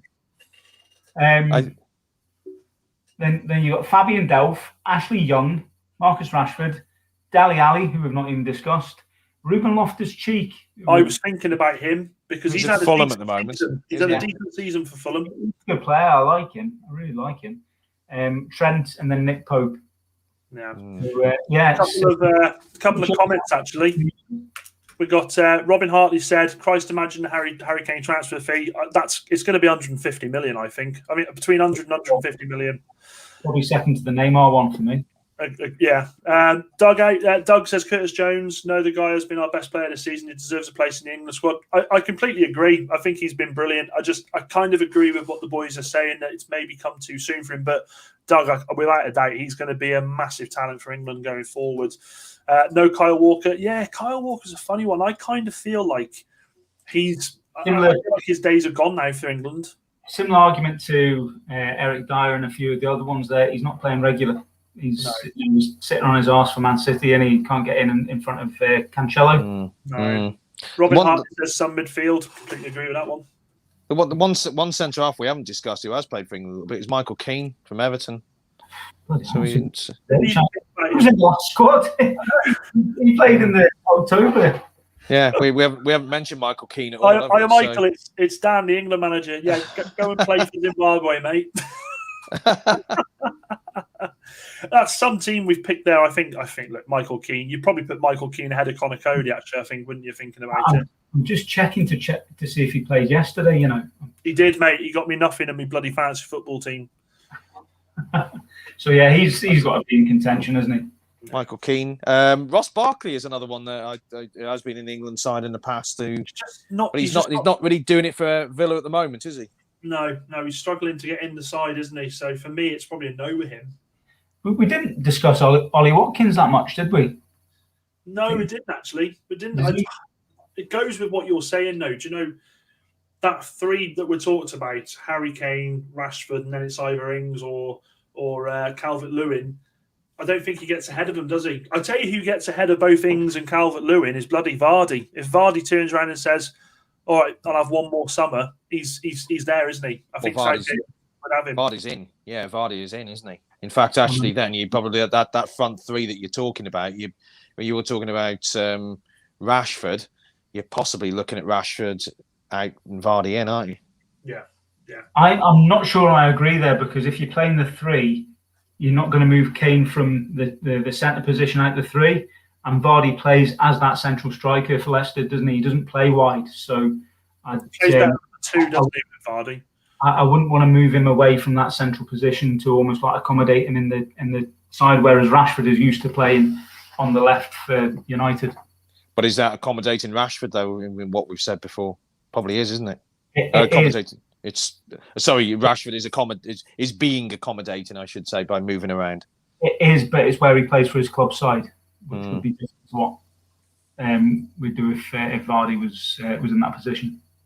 True. I think. Look, regardless, the boys we've picked and the players we've missed, it just shows England have got a really, really massive opportunity the next 18 months, haven't they? Because how crazy is it to say that in the next 18 months we'll have played the European Championships and the World Cup and the World Cup qualifiers? It's mad, isn't it? Absolutely bonkers. It's good. I mean, we've been starved of football from this time last year until June, weren't we?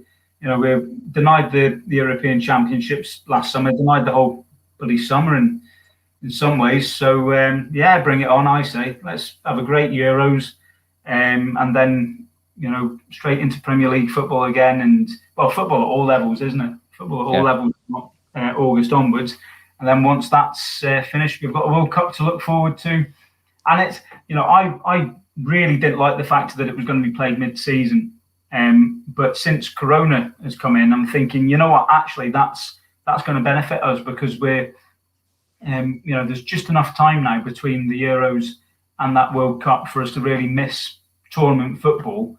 Yeah. And I think we'll be ready for it as well then. And gives then you another... Yeah. The flip side is you've only got another 18 months then to wait until the next Euros, haven't you? 2024. Yeah. See, the gap between now and the World Cup's 18 months, isn't it? So, yeah, I think in terms of getting everything right, then that just gives you a bit more time, doesn't it? In the words of Uncle Bryn, bring it on. I think it's an exciting time ahead, and I think if Gareth listens to what we're saying, I think England will do all right. Loads to look forward to, isn't there? Loads to look forward to. Completely agree. More, and there'll be more content with us coming up for the guys that are watching. And if you're watching this back, me and Vorney and Coyne are in constant communication about what we're doing about the show. There could be. Yes. I think it'll be really interesting again if if there's a few people still out there watching us tonight. Let us know your thoughts on how we've gone about it tonight as well, because it has been very, very different from what we usually do. The focus has been really different from what we usually do. So it'll be interesting to see what the viewers and listeners' thoughts were on that, what they prefer moving forward. Yeah, we're just focused on one subject tonight, haven't we? So yeah. And we've been on here even longer. So yeah, you're getting people. 2 hours and 3 minutes. The viewers are getting value for money tonight, aren't they? They're not bloody paying. No, but honest, as I say, we're looking at different things. As we've always said, this is something that's brand new. We thank the regulars that come on each week and drop us some comments. You guys are why we do this. Watch this space. We've got plenty of stuff coming up. And in fact, I'm not going to say too much about it, but next week we've got a really, really good episode for you, courtesy of Vorney. Coyne's going, what? I haven't got a clue what you're doing. We'll talk to you about it in a minute, Coyne. But big show coming up for you next week. We'll release a bit more throughout the week for that. But other than that, guys, thanks for stopping by. Coyne, Vorney, thanks for your expertise when it comes to selecting a squad. It's been fun, actually. Thank you. Other than that, I suppose what's left for me to say, as I always do, is be thinkers, not stinkers. Sayonara. Au revoir.